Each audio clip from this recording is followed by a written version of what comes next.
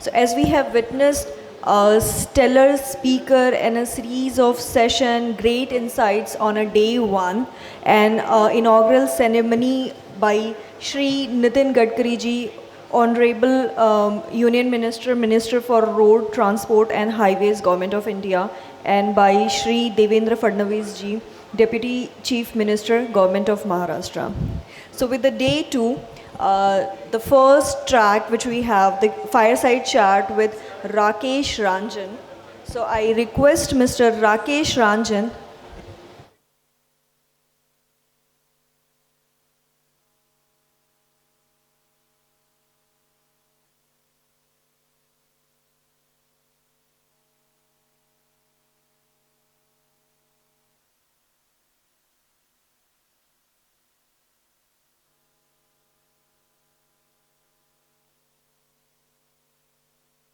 And, and even we have witnessed the great series of pitching sessions as well yesterday by Devik Moringa, by showcased by one of the very prominent startups. So they are coming up with cancer detected treatment. So it's in a very early stage. So there was a very great series of pitches that had happened. Some has received the investments too.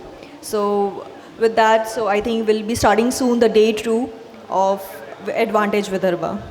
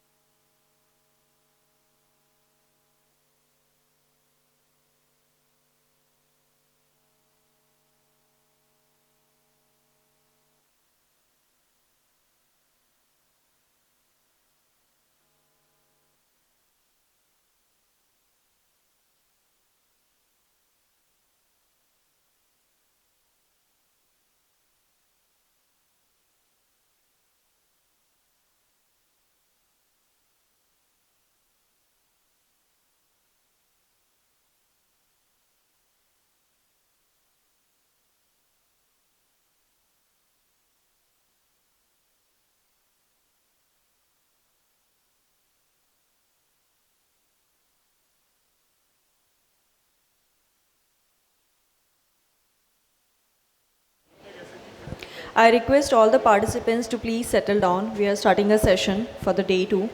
I request all the participants who are standing outside the hall C, please settle down. Please join inside and please settle down.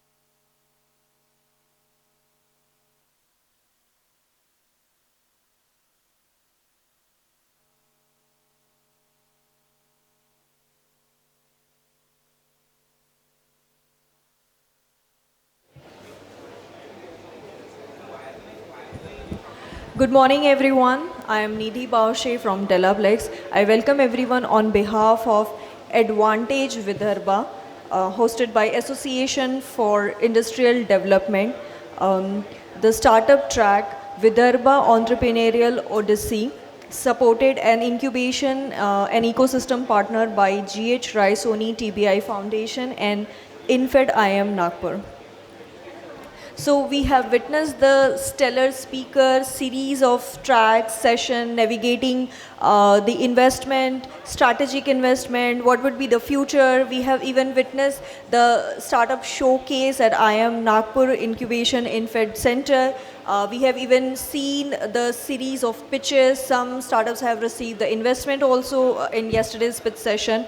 So with that, we are starting with the day 2 of Advantage Vidarbha. And the first track, the fireside chat with Rakesh Ranjan, CEO Delivery at Zomato. So I request Mr. Rakesh Ranjan to please join the dais, and session moderated by Mr. Shashikant Chaudhary. I request Mr. Shashikant Chaudhary to please join the dais.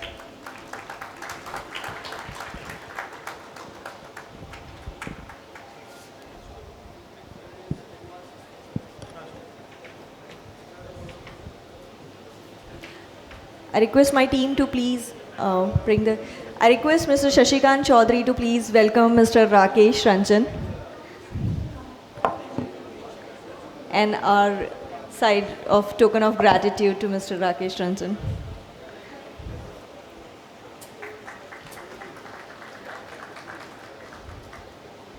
I request Mr. Dr. Shivaji Dhavar to please welcome Shashi sir.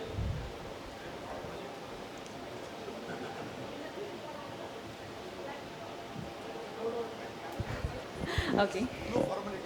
Okay.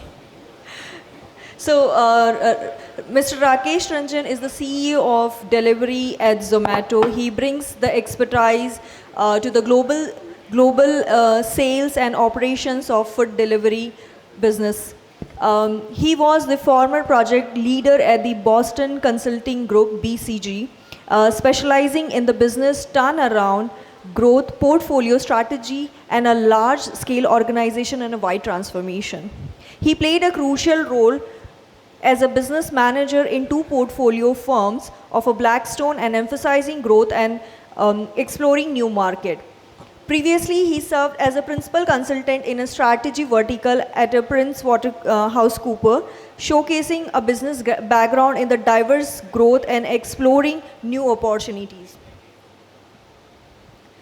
Mr. Shashikant Chaudhary is a serial entrepreneur, currently a co-founder of Happy Eater and a Babyverse, and that's his 10th venture. He has invested in more than 30 very interesting startups. He is a limited partner in a leading seed funds like Bloom Venture and IIFL. He was the managing director for India Global Logic, managed more than 4,000 engineers in India. And that has been acquired, Global Logic has been acquired by the Hitachi. And Shashiji has also received award for the Global Nagpur Award for bringing Nagpur on an IT map of India. So with that, over to you, Shashiji. Okay. Thank you. Warm welcome to everybody over here. It's the first session, and of course we have Rakesh to speak on many things, and I hope that this will bring in some kind of interesting insights for the startups who are sitting over here. We will take the discussion as it flows. We'll start with this kind of a initial set of questions to get the ball rolling, and then we'll dive into kind of a free kind of a discussion. Yeah. Right. Sure. Yeah. So, of course, Zomato is very well known name in this space, so it doesn't need an introduction. So, wanted to understand your perspective in terms of how this space has evolved into the last 5 years. Yeah. Okay. Perfect. First up, I want to start by mentioning that when I joined Zomato almost 7 years back, Nagpur was the first city that I had launched at Zomato. So I hadn't shared that with you as well. So in many ways, Nagpur is pretty special in that way. Coming back, I think for food delivery, most of us have been customers at some point in time. Either we have tried a food delivery like Zomato or Swiggy or some other app, right? In the last 5 years, I broadly want to say that the industry has underwent three distinct phases. Phase one was about, largely about, I would say that a lot of customers who moved to online food delivery, if they would order food, they would order typically stuff that they wouldn't get otherwise, right? So, for example, if I have access to obvious food like North Indian, etc., I would not use food delivery for North Indian. I would use food delivery for only special things, right? Things that I cannot easily get. That was almost the first 1.5 to 2 years.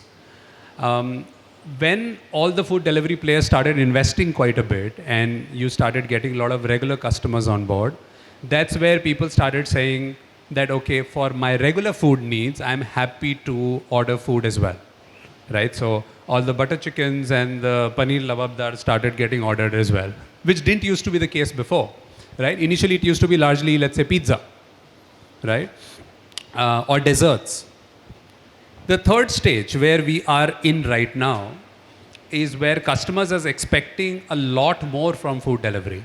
So people are saying, I don't want to go and have a Rajasthani thali experience and spend 1 hour going and coming back. I want that experience at home. So can you deliver that experience at home?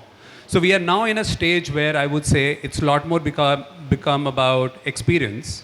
It's a lot more what we internally call as use cases, right? So for example, I'm sitting at my office desk and I want a meal that does not lead me to unpacking a lot of boxes. It has to be easy for me to eat at my desk. So now people are saying, can you get me a desk-friendly packaging meal? Right? So it is becoming now very use case specific.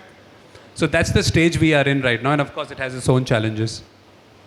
Interesting, very interesting insights in terms of how the preferences and how the business is also evolving in that stage.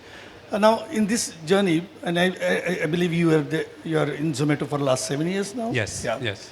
And in fact, you were the first ones to launch the Zomato Gold, as we heard. Yes, yes. So he was the person, so people who are carrying the Zomato Gold card, Amey is sitting over here, and Amey, when the introduction was made, and Amey said that I'm a Zomato Gold, and he said he launched Zomato Gold card, per se.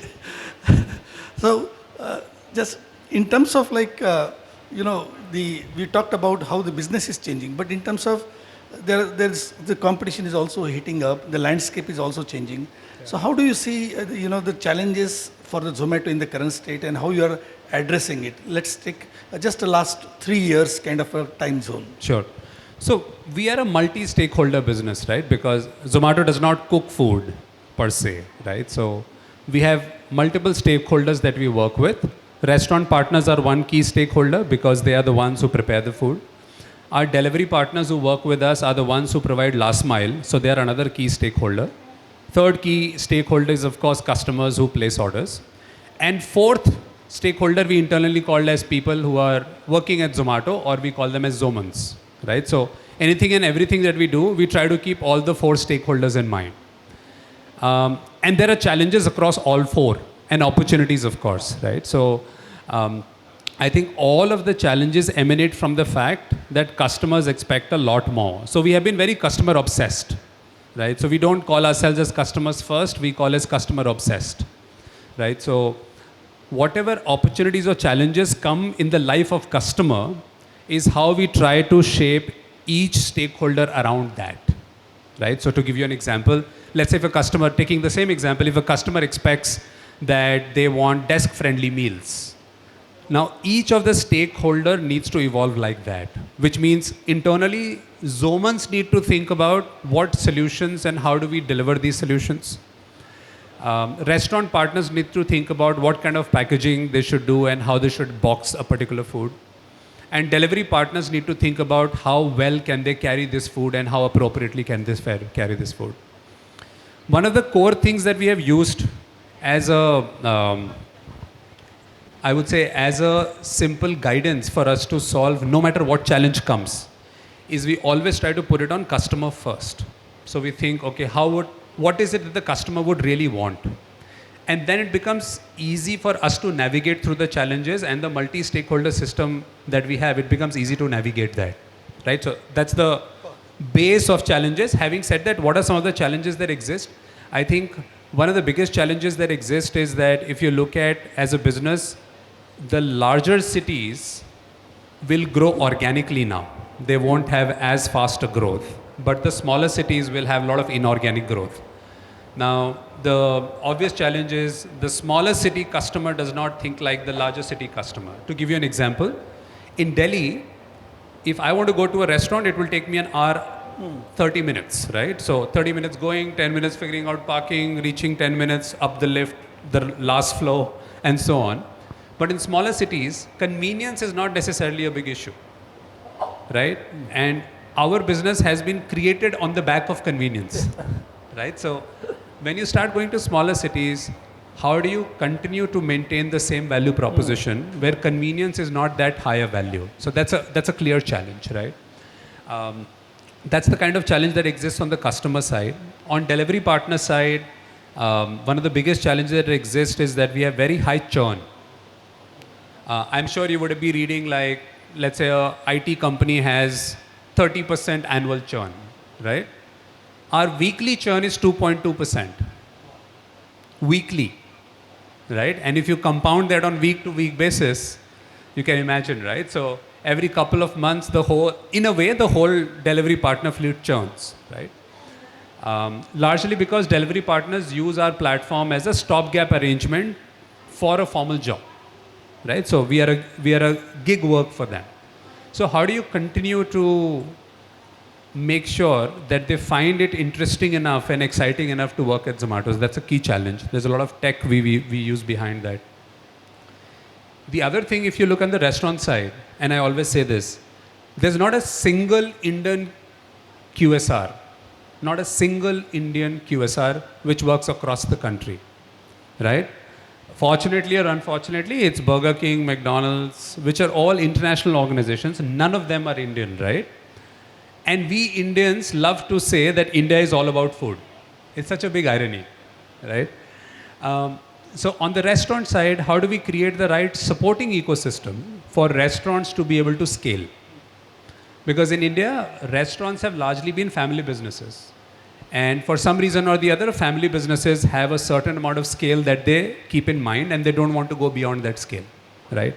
So how do you create structures that restaurants should feel that we want to scale? So that's one challenge on that side. On Zoman's side, the obvious challenge is how do you continue to remain an organization that most talented people would like to work, right? So I always say this, that the worst thing that you can do with really smart people is to make them work with average people, right? So how do you continue to attract a lot of talent which continues to work on high-end problem statements? So challenge is multifold, but it's important to have a stakeholder first view because then you can create the right solutions. So, I mean, that brings in one more question. Yeah. The question would be that you mentioned about the 2% kind of a weekly kind of a churn. Sure, yeah. It's a huge in terms of like... It's huge, yeah. It's We have almost 4 lakh changes- riders on board, so you can imagine how many riders churn every week. Correct. And your customer experience is largely controlled by Yeah. your delivery boys. Yeah. I mean, what the name that carries along with that. Yeah. And you being obsessed with the customer Yeah. success per se or experience per se. And this workforce, almost like a new organization you are building every 6 months. Yeah. How do you manage that? So I will try to keep it short because this answer can be very long. So again, 2-3 stages. First stage is what we call as onboarding stage. And we use a lot. So we don't have a single physical center for onboarding our delivery partners. It all happens remote. 100% of our onboarding happens remote, right? During the time of onboarding itself, because it's a video-based onboarding, we are able to get a little bit of sense of how focused the delivery partner is. Okay, so there is a lot of algorithm at the back end which sort of points in that direction.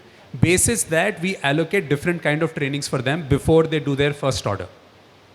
Okay, so that's the first stage. Beyond that, we know that there are certain aspects about certain types of food which not everyone understands. For example, a lot of delivery partners think pizza ko aise le ja sakte hain, right? They would carry pizza like this, right? And the pizza is going to be ruined. So the first 10 to 15 orders, we don't allocate sensitive food items to a new rider, right? So, and that, of course, all of that algorithm sort of works in the back end. Only when that rider has had 0 spillage cases in the first 10 orders do we allocate them a pizza order, right? So that's the level of depth that goes into it. Third is the biggest customer service differentiator is the quality of assets that our rider uses. What I mean by that is that if someone is carrying kadai paneer in a polythene and not putting in their bag, it will not remain hot, right? Because all our bags are insulated and all of that. So asset compliance is a large metric by which we are able to determine customer experience. For that, we have a very interesting feature. Our riders have to take a selfie at the time when they have just picked up the food from the restaurant. And that selfie has to be taken with their bag. Okay, so we sort of throw an interrupt on the phone, which is their app, and basis that they have to take a selfie. And then our system is able to figure whether the rider is wearing a Zomato t-shirt or not. Is it the same rider or not? And does the rider have a bag or not, right? But this is easier said than done because our country is country of jugaad, right? So a lot of people, what they do is they carry an A4 print of a rider's photograph. Okay? Now let's say I am impersonating you. I will carry a photograph of yours, and the moment a selfie check comes in, I'm going to put the A4 size picture in front. So we realized there's a fair bit of impersonation that's happening. Right. So we had to sort of build a small AI algorithm which checks for liveliness of the face. Achha. Right? Because an A4 photograph is not going to blink. It's not going to twitch. Right? So we have a liveliness indicator on that. Having said that, people continue to game and we continue to sort of solve for this. So one of the things is, for example, let's say we both are delivery partners. I am not carrying a bag and you are carrying a bag. So I'll just stop you and then I'll take a selfie with your bag. Okay. So now we are putting QR codes on bags. So there are a lot of other things. So it's like we move one distance and fraud moves 2 distance, right? 2 steps. But this is the kind of work that keeps happening at the back end to be able to create the customer experience that you see, right? So for example, my father-in-law will keep saying, "Arey, kya complicated dhanda hai tumhara, kuch to complicated hai nahi." You know, someone places food on an app and you give it to a rider and that rider comes and gets it to me. What's so complicated about that, right? But there's a fair bit of complication just in terms of rider identification that happens. Yeah. Interesting. So, जैसा we heard and we sort of like somewhere we get to know that कि Mr. Dipender, he becomes a delivery man. Yeah. Yeah, he goes there, kind of a deliveries, and himself delivers an order over there.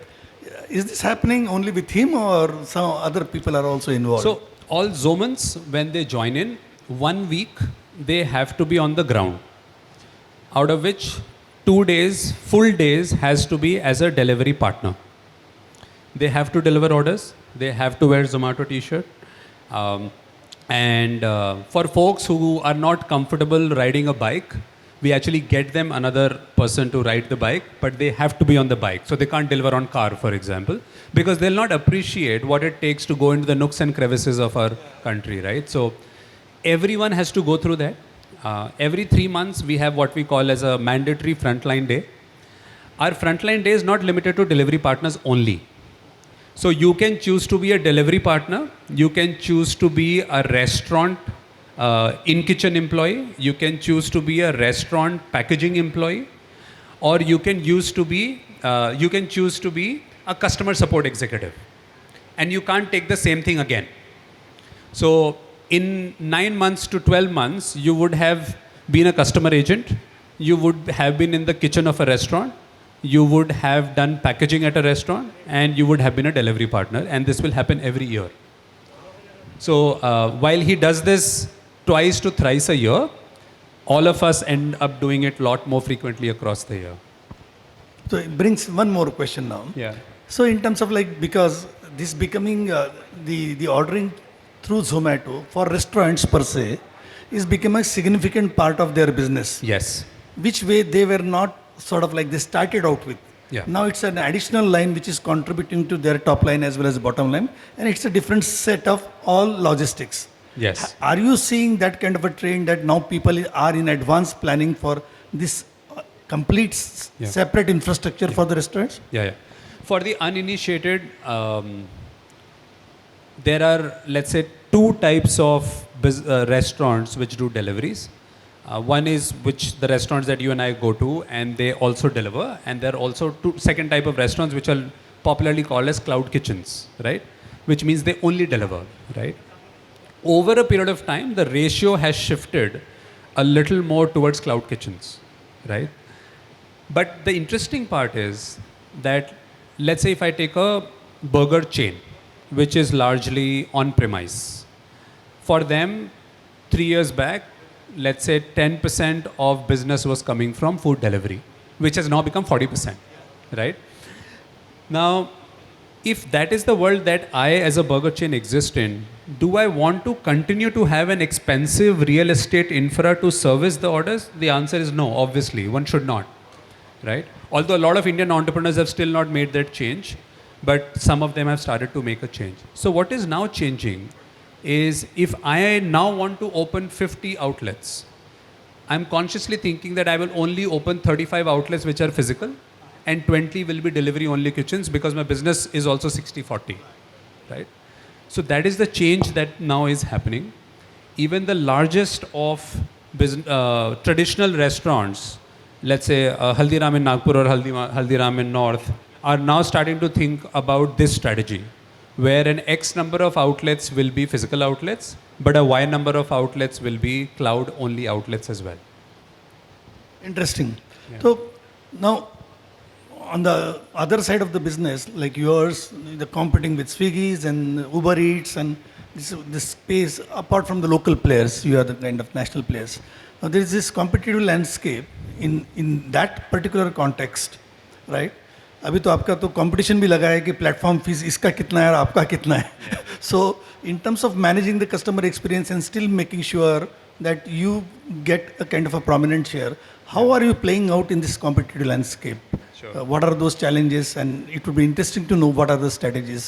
Okay. What I'm going to say is something that a lot of you might not like right now.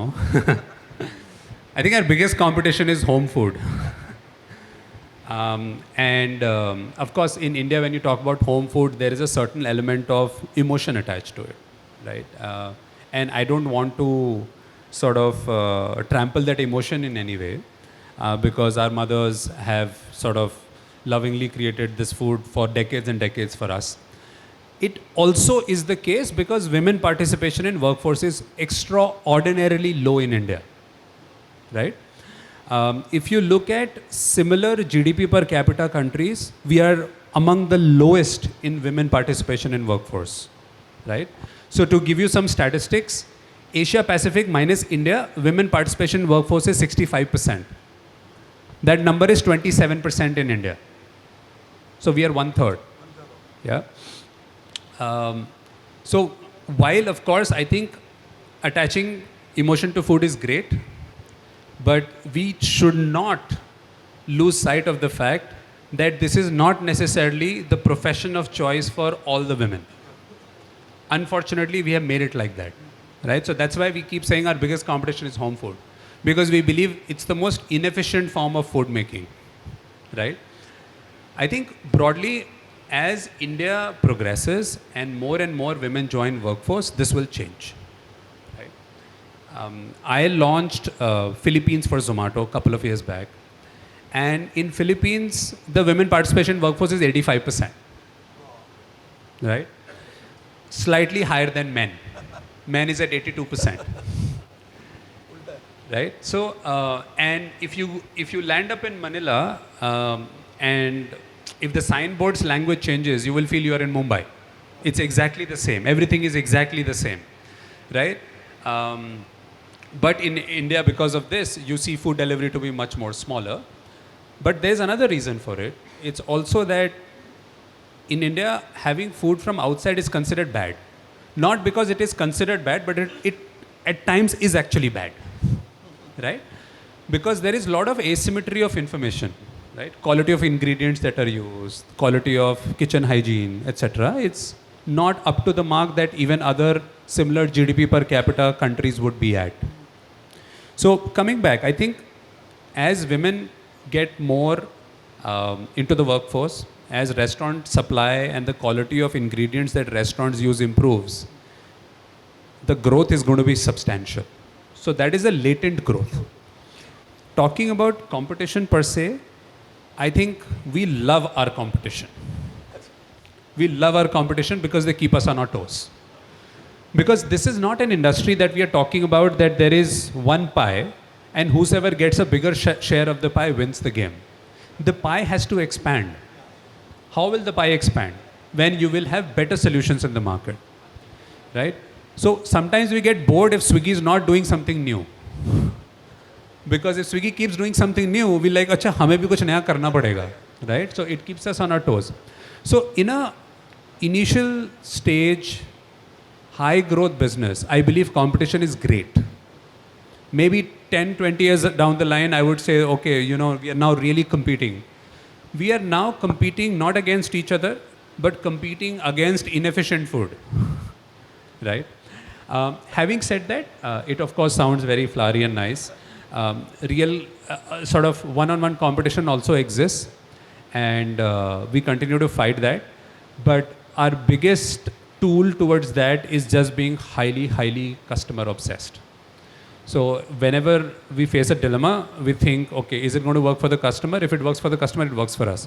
That's been our core strategy all the while, right? So, and that's why you will also see that irrespective of whether folks have both the Swiggy or Zomato app, when it's an important meal, they would typically order from Zomato, right? So that's the mental recall that we've always been able to build, that we will always be customer obsessed, and that's our biggest strategy. So in the context of this, we were talking about the platform fees, right? कभी 3 रुपए 5 10 ये तो airline जैसा हो रहा है, variable चलते रह रहा है अभी, और उसी में अभी मिक्स आ गया ONDC. हाँ जी. Right. So how this mix is going to play out for all the players? A lot of players are there in the e-commerce and food deliveries and that stuff. Yeah. I'm going to take a parallel, right? When Patanjali came in, everyone started taking the nails around for HUL's coffin, right? And they said कि अब तो बंद करने का time आ गया है, HUL Dabur सब बंद हो जाएंगे, right? But what happened is that after they came in, actually the growth of branded FMCG products went through the roof, right? So whenever a competitor comes with a very different proposition, most of the time it expands the market, right? Most of the time. And the best brand with the best customer service over a period of time will hopefully survive. So in that way, we see ONDC as a positive move, that it will bring a lot of restaurants who could not or would not want to work with Zomato or Swiggy for some reason or the other, right? So as more and more restaurants come in, more and more customers will come in, and hopefully the industry will expand. So that's how we see ONDC, right? On the second side, on platform fee, see, I think one has to understand that what is the real cost of ordering food and what is the opportunity cost of ordering food.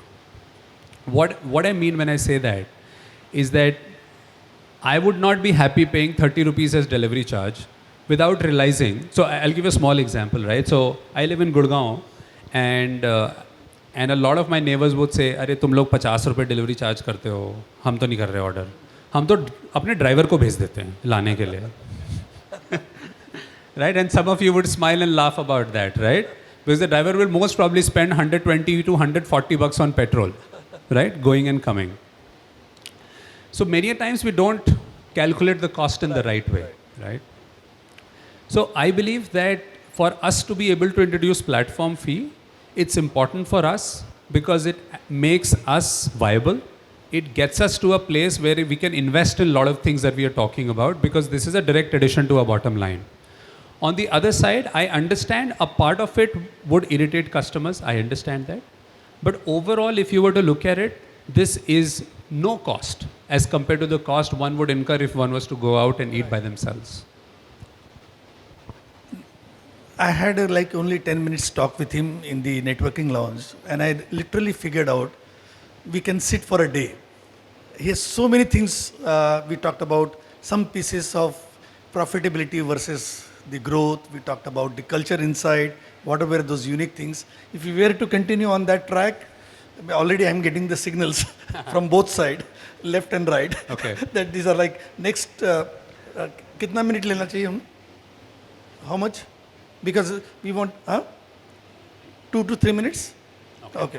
So what we'll do is just we'll try to be as fast as possible. Sure.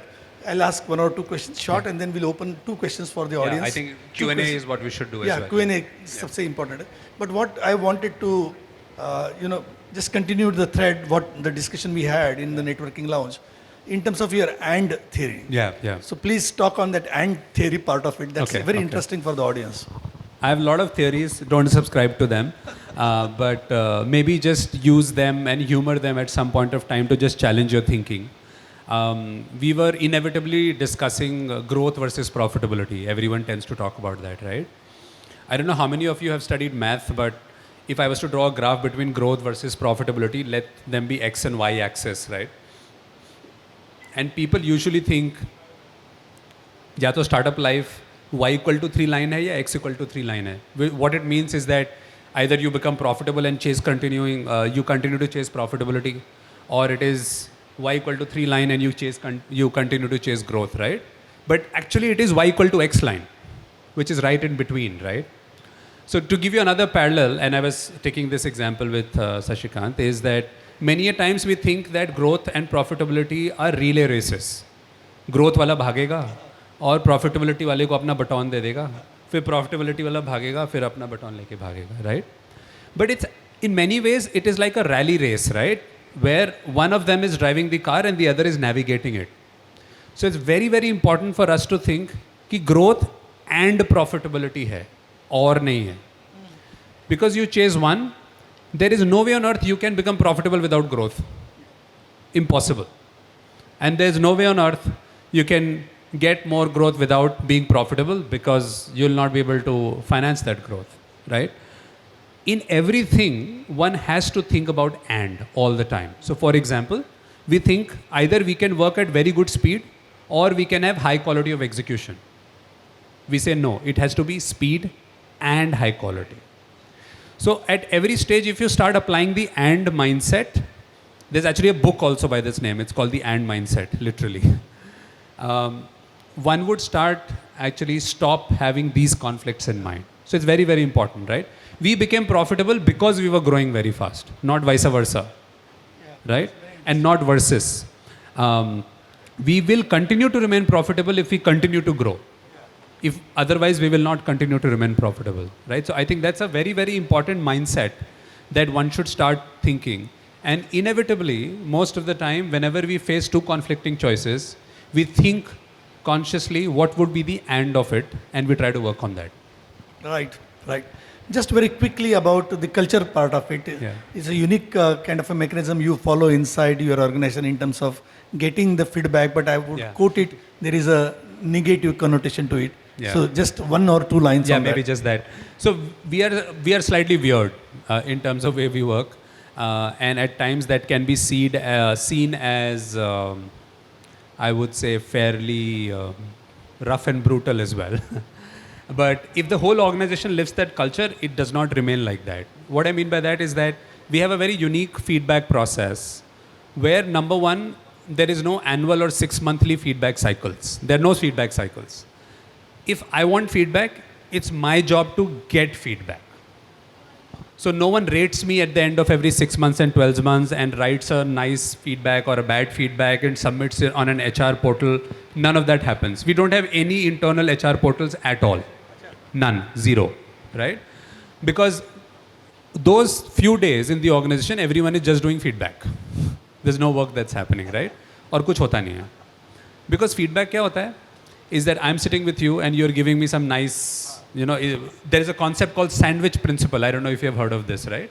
कि पहले ऊपर एक soft feedback दो, फिर नीचे एक soft feedback दो, बीच में थोड़ा हार्ड फीडबैक दे दो, right? It doesn't help at all. So we have an internal policy that if I need feedback, I should go out and seek feedback myself, and the feedback that I should see has to be negative feedback. I cannot ask for positive feedback, right? So I would go to you, I would schedule a meeting with you, and I would title it one-on-one negative feedback. Okay?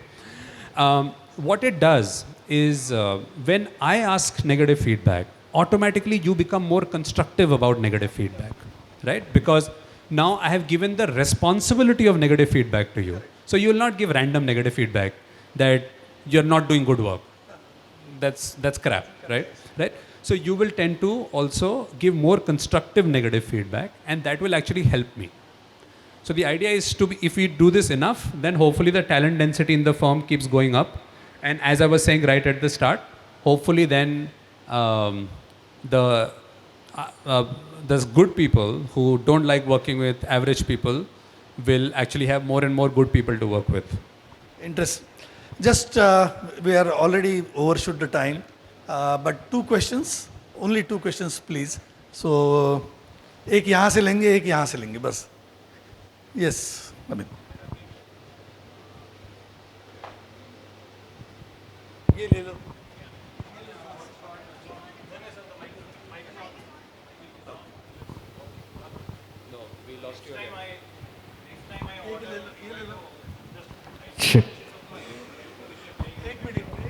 Yeah.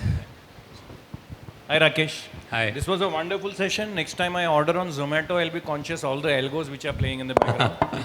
Sure. So during COVID, we heard some negative news that there were these make-believe cloud kitchens, which were copying the brands. There were many cloud kitchens in many metro cities in the country, which were not the original brands, but the order were routing through them. So as Zomato, what precaution you take that if I have ordered from a particular brand, let's say McDonald's, the order is only coming from McDonald's and no other place? Sure. So first up, I wasn't aware कि ये हो रहा था. But having said that, so how many of you have seen a brand called Adidas? Not Adidas, Adidas. Some of you. Some you would have also seen a brand called Pumo and not Puma, right?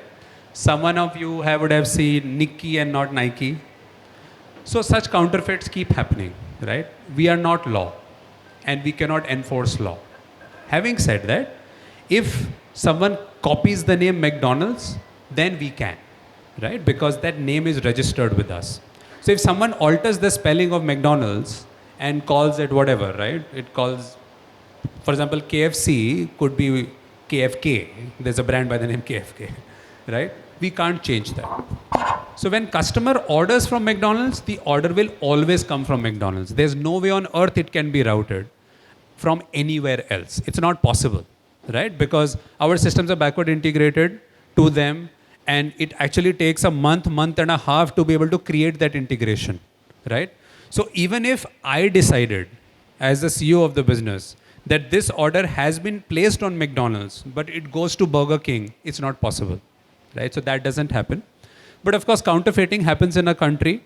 There, my strong advice is most Indian organizations say, "Mujhe kachehari nahi jana hai," right? They want to avoid going to kachehari, and hence they leave the sort of implementation of law to some other agency. They should not do that.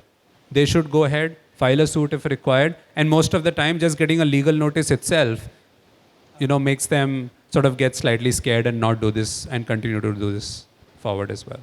Yeah. Okay. One question.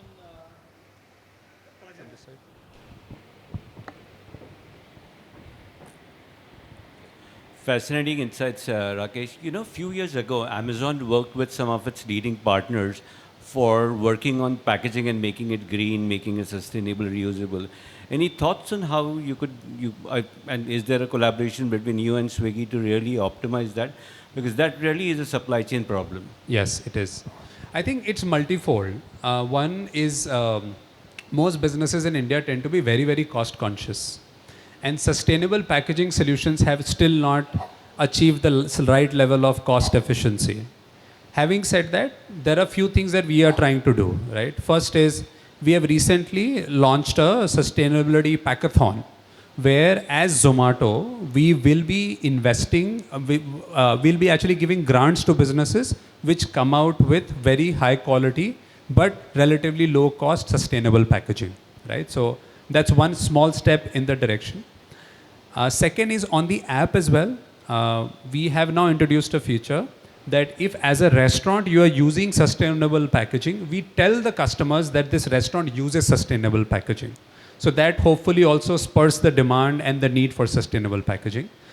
On the other side, there is a B2B business that Zomato runs. It's called as Zomato Hyperpure. It's a business that I sort of scaled up in the last 20 months. That business only sells sustainable packaging to all the restaurants under its network. So we are trying to do a few steps, but I think a lot more needs to be done, a lot more. And that's where we'd like to collaborate with, our fund. One of the big thesis of our fund is compliances with ESG and Yeah. So sure, we'll connect offline as well. Yeah. Okay, perfect. I'm going to be around here for some time, so if you have more questions, happy to answer.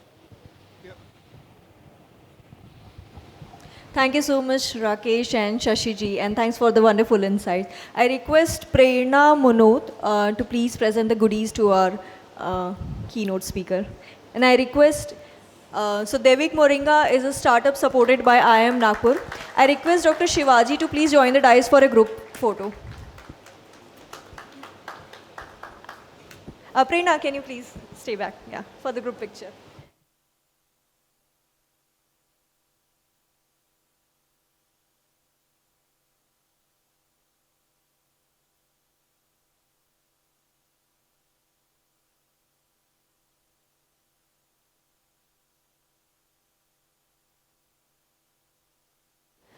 Thank you, Rakesh. Thank you, Shashi sir.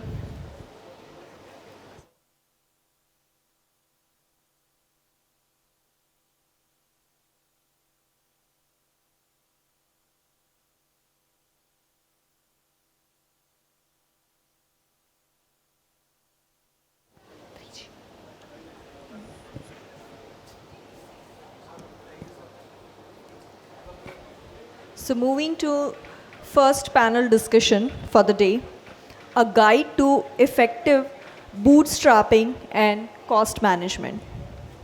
And the speakers are Harshika Paliwal, Principal at Ford Capital.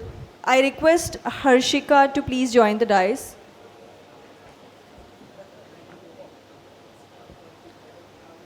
Okay, so next speaker, Miss Pooja Parmar, Senior Associate at Equimity Investment. I request Pooja to please join the dais. The next speaker, Mr. Rahul Narvekar, Founder and CEO of India Network. I request Mr. Rahul to please join the dais.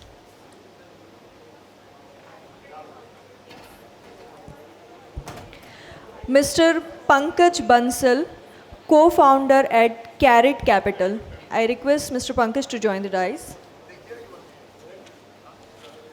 And moderator for the session, Mr. Purushottam Modani. I request Mr. Purushottam to please join the dais.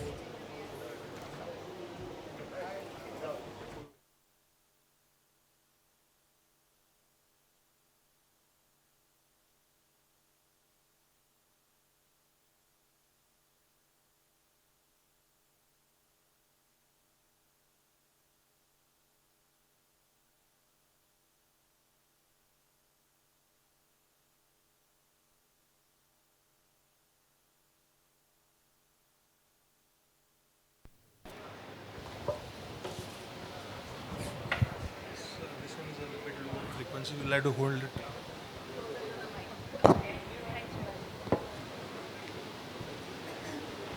Hello. Hi everybody.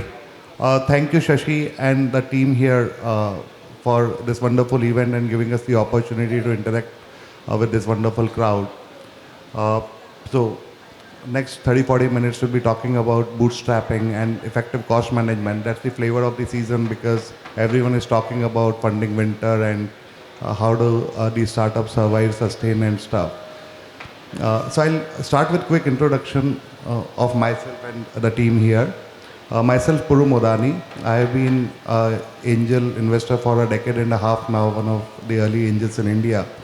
The founding member of Mumbai Angels, and after that I founded quite a few startup networks and their chapters. So I founded Goa Angels Network, the Hyderabad chapter of Mumbai Angels, the Jaipur chapter of Mumbai Angels, then Marwari Angels.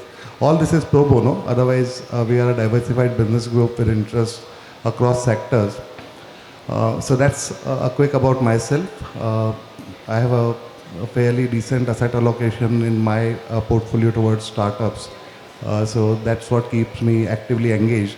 As an asset class, it has done well for us, but the other engaging part about being in this ecosystem is the learning and the knowledge which you gain by being here, and you get to interact with fantastic people, young guys and guys all ages.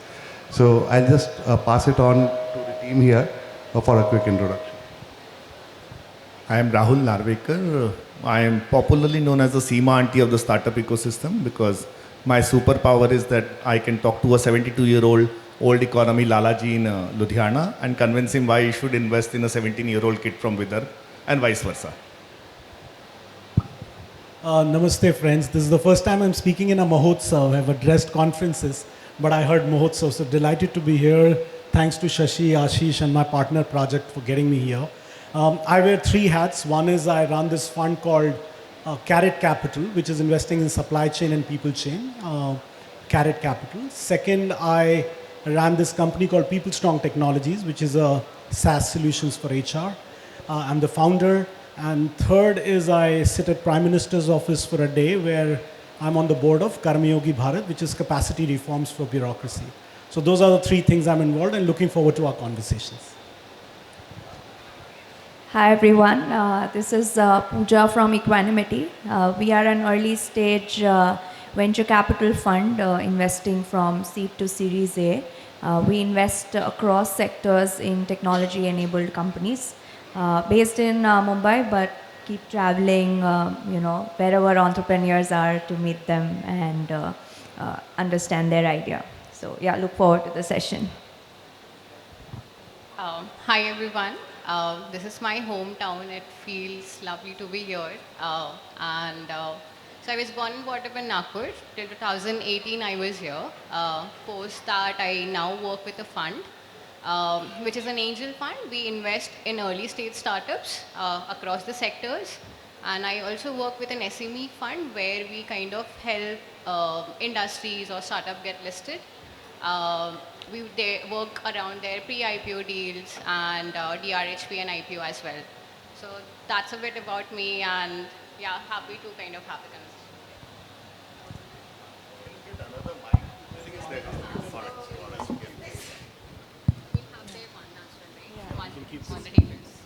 All right, so let's start with the subject.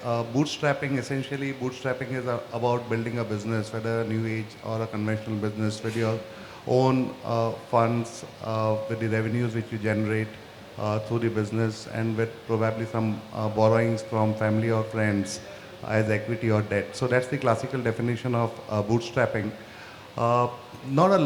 We don't get to hear a lot of bootstrapping in the new age startups because fundraising is a kind of must do for the startups, or at least what they feel. But that's not the case. So if you look at some of the really large stories in India, say Zerodha or Zoho for that matter, or Freshworks before they raised their institutional round very recently, or Fusion Charts, all these are bootstrapped companies and they are like in the unicorn club, doing really, really well. So how long can you run a business being bootstrapped is again a business specific question which needs to be answered. But I think, and conventional businesses were all about bootstrapping. If we talk about the conventional economy, the manufacturing sector, or even the services industry for that matter, most of these were bootstrapped for a long, long time before they went public, IPO and all of that.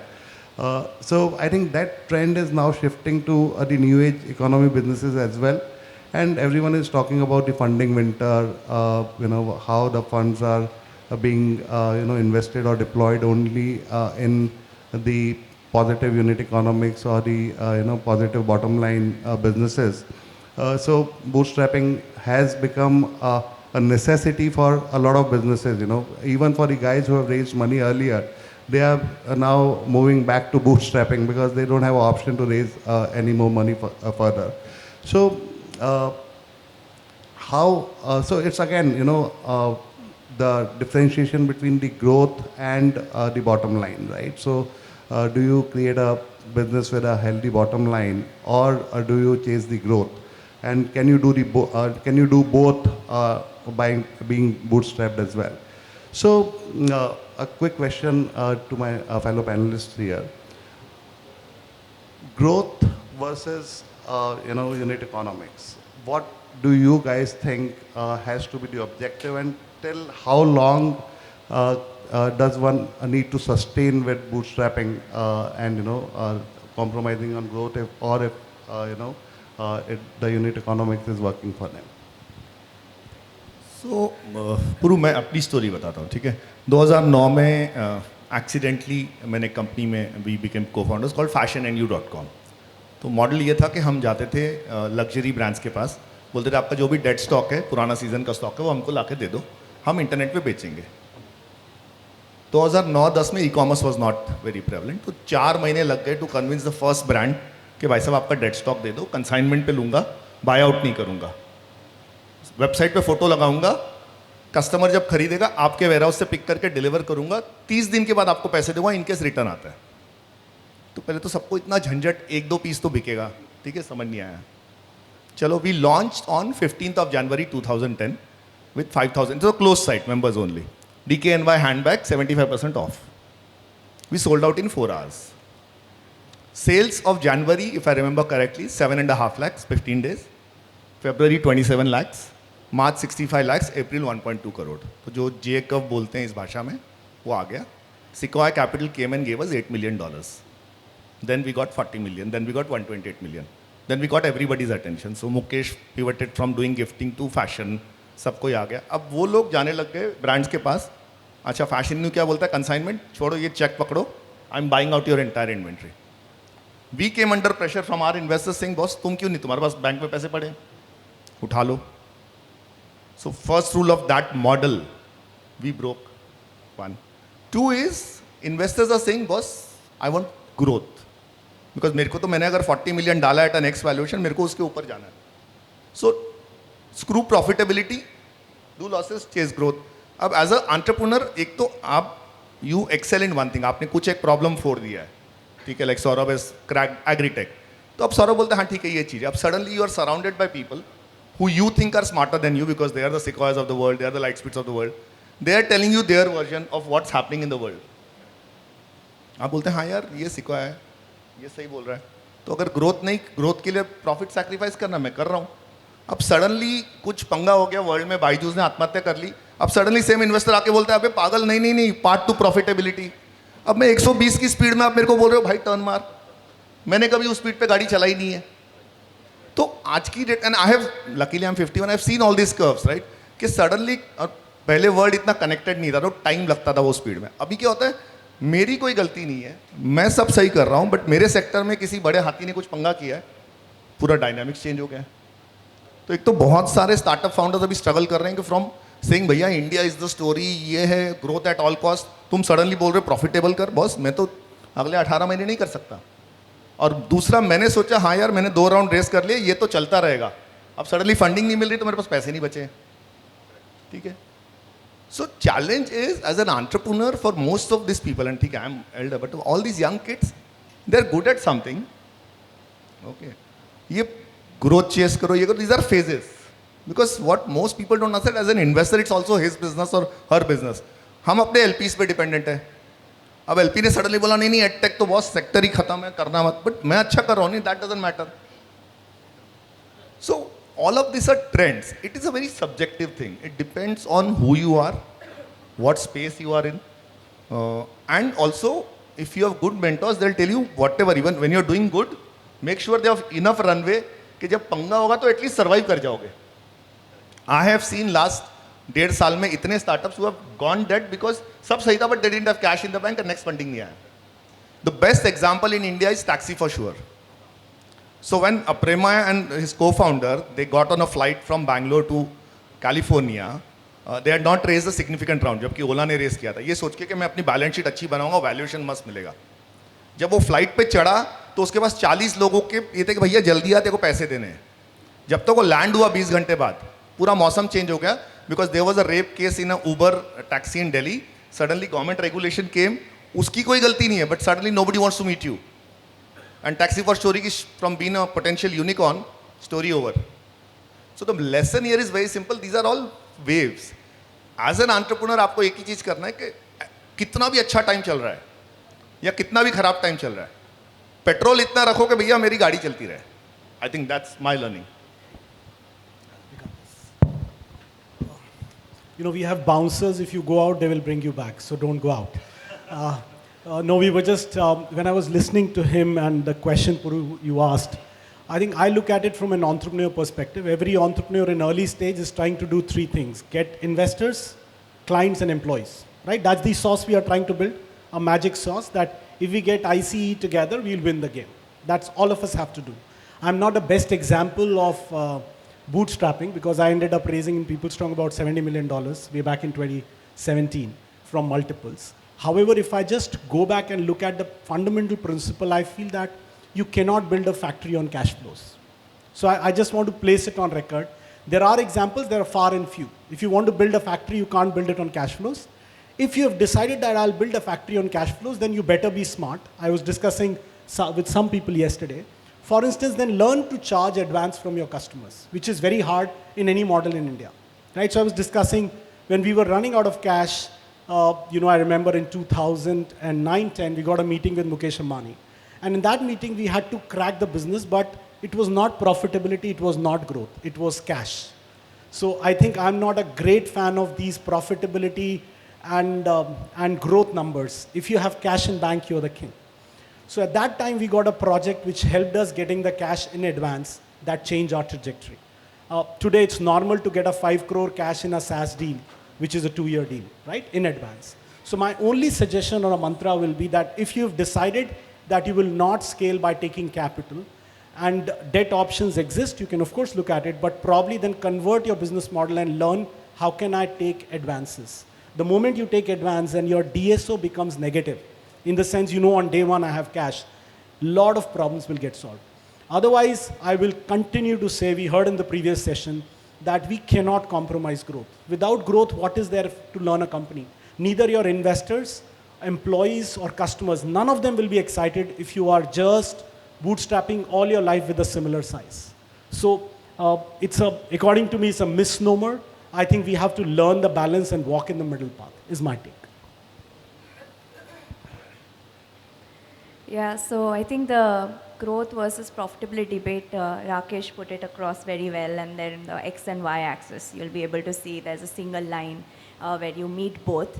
But having, worked with a lot of companies post-investment, it's very difficult. I mean, it's not as easy as it sounds. I mean, one has to compromise or, one has to take a back seat depending on the stage and the cycle that you are in. But when you are starting, right, and it's ironical that I'm saying this because I'm an investor, but still, as a startup, when you are starting a business, right, try to raise the third-party funds as late as possible. Try to reach a certain stage with being bootstrapped or, putting in your own capital or friends or family putting in the money to reach a certain stage. Because most VCs also would like to see some kind of traction, some kind of a product market fit before they build that conviction to invest in your business. So I would say, now how does that work as well, right? I mean, one has to be extremely tight and make sure that there are no leakages and wastages. Maybe we can delve more into how to do that.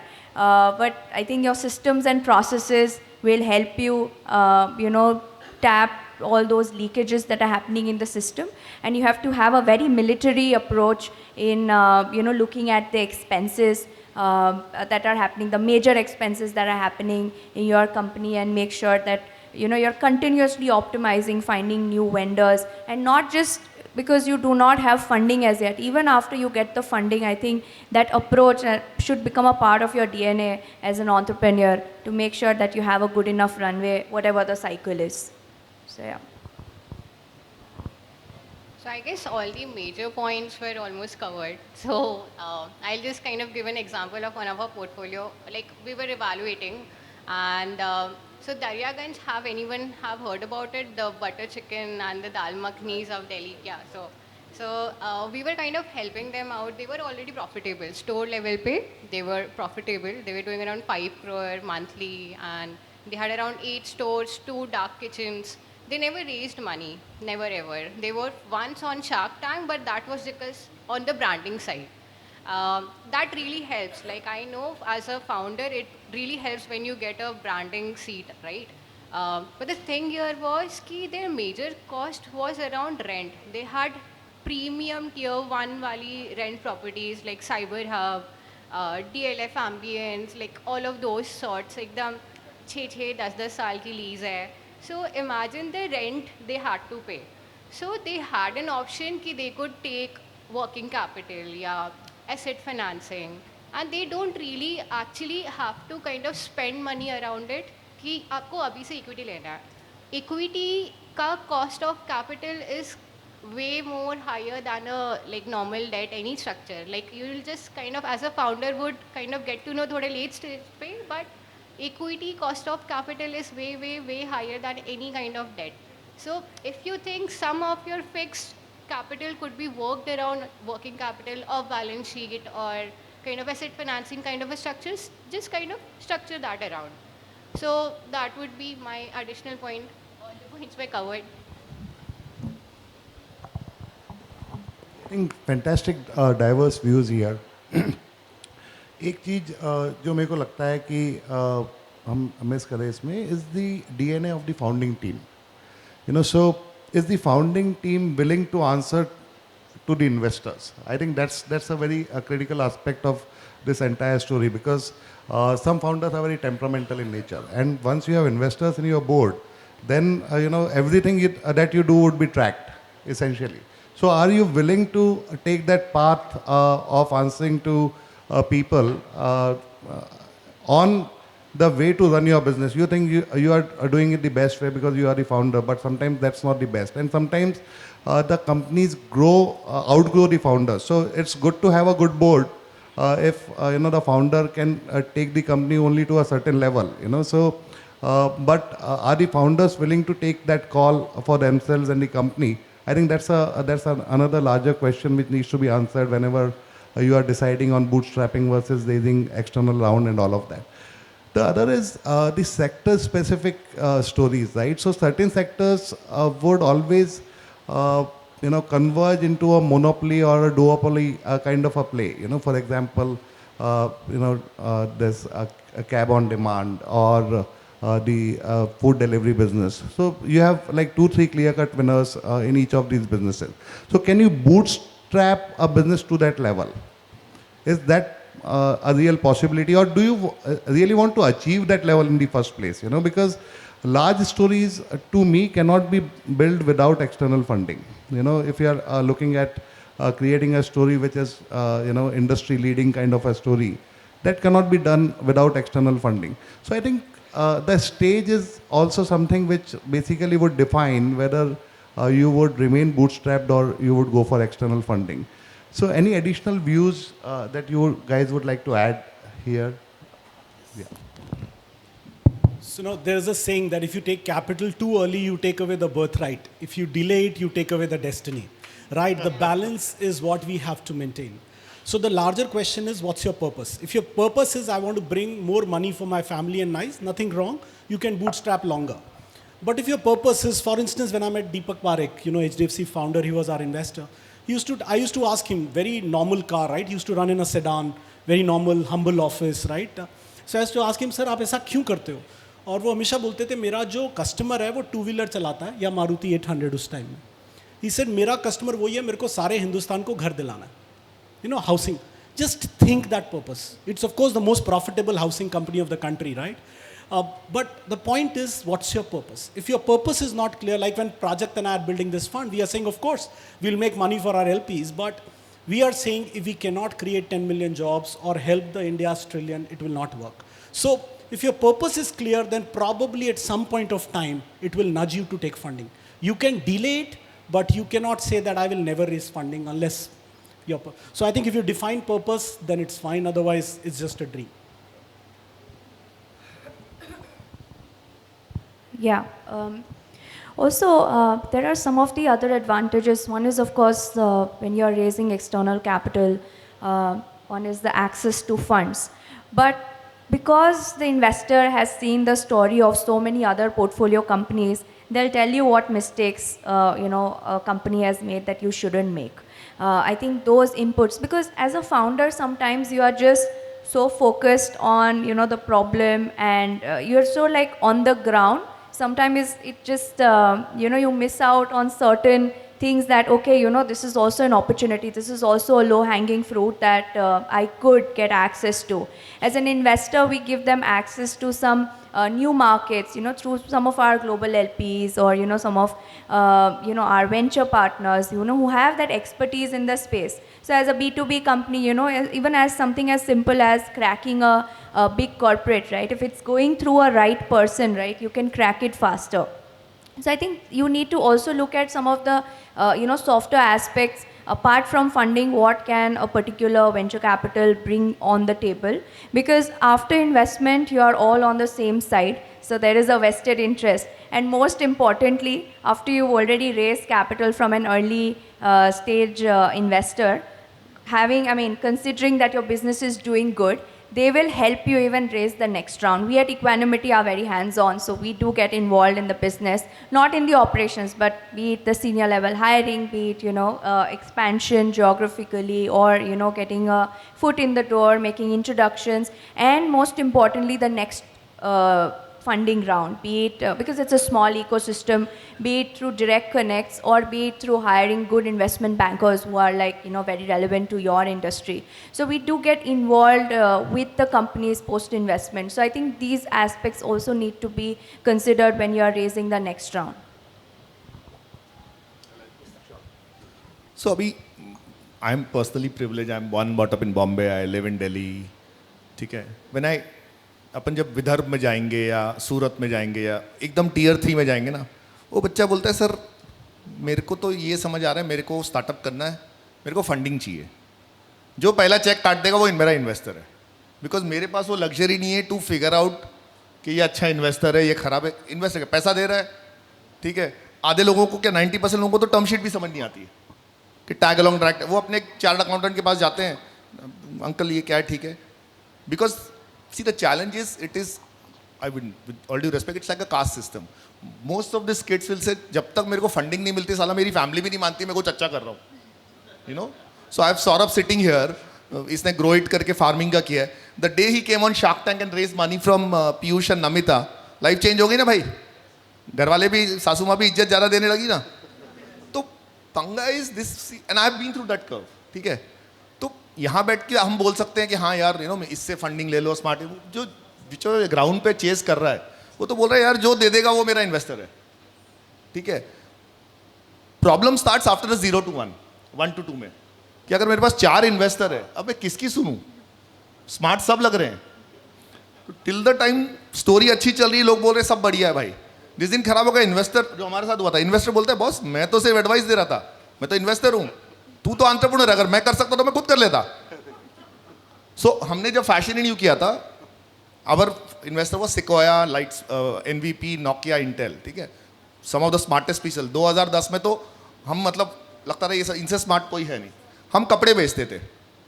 एक दिन एक meeting में किसी sequoia के बच्चे ने बोल दिया कि सर एक फ्लिपकार्ट करके कंपनी है बैंगलोर में, ये लोग मोबाइल फ़ोन बेचते हैं, उसमें तो कोई साइज़ का लफड़ा नहीं है, कुछ इन्वेंट्री का पंगा नहीं है, वो भी तो आजकल फैशन प्रोडक्ट है, तो आप लोग भी बेचो. अब हम लोग तब तक इतने बड़े हो गए थे, पैसे आ गए थे, हमने टीम हायर कर ली थी. हमारे बिजनेस हेड ने बोला अरे ब्लैकबेरी मिल रहा है, इलेक्ट्रॉनिक्स में 60% डिस्काउंट कहाँ से लाओगे? पॉसिबल नहीं है। उसको यूरोप से किसी ने ब्लैकबेरी दे दिया, उसने बोला एक फ़ोटो ही डालना है, हमने ब्लैकबेरी लगा दिया 60% डिस्काउंट पे।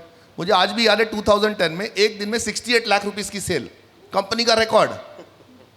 इतने खुश हो गए 4 सेल और लगा दिए before you could deliver the product. जब वो आया एक्चुअली हाथ में तो पता चला these are refurbished phones from Eastern Europe which started dying after 3 months. ठीक है, वी टर्न टू बॉस, तुमने बोलो मैंने तो एडवाइस दिया था यार, धंधा तो तुम्हारा है। सो एज एन एंटरप्रेन्योर ज्ञान सब देते हैं यार, हम भी दे रहे हैं यहाँ बैठ के। जो बेचारा वहाँ बैठा है जिसको फंडिंग चाहिए, बोलते हैं यार जो पहला दे देगा वो मेरे लिए स्मार्ट इन्वेस्टर है। आई गेस इसी में वो लेट्स बाय वाला भी हुआ था ना? लेट्स बाय भी हुआ था, same story.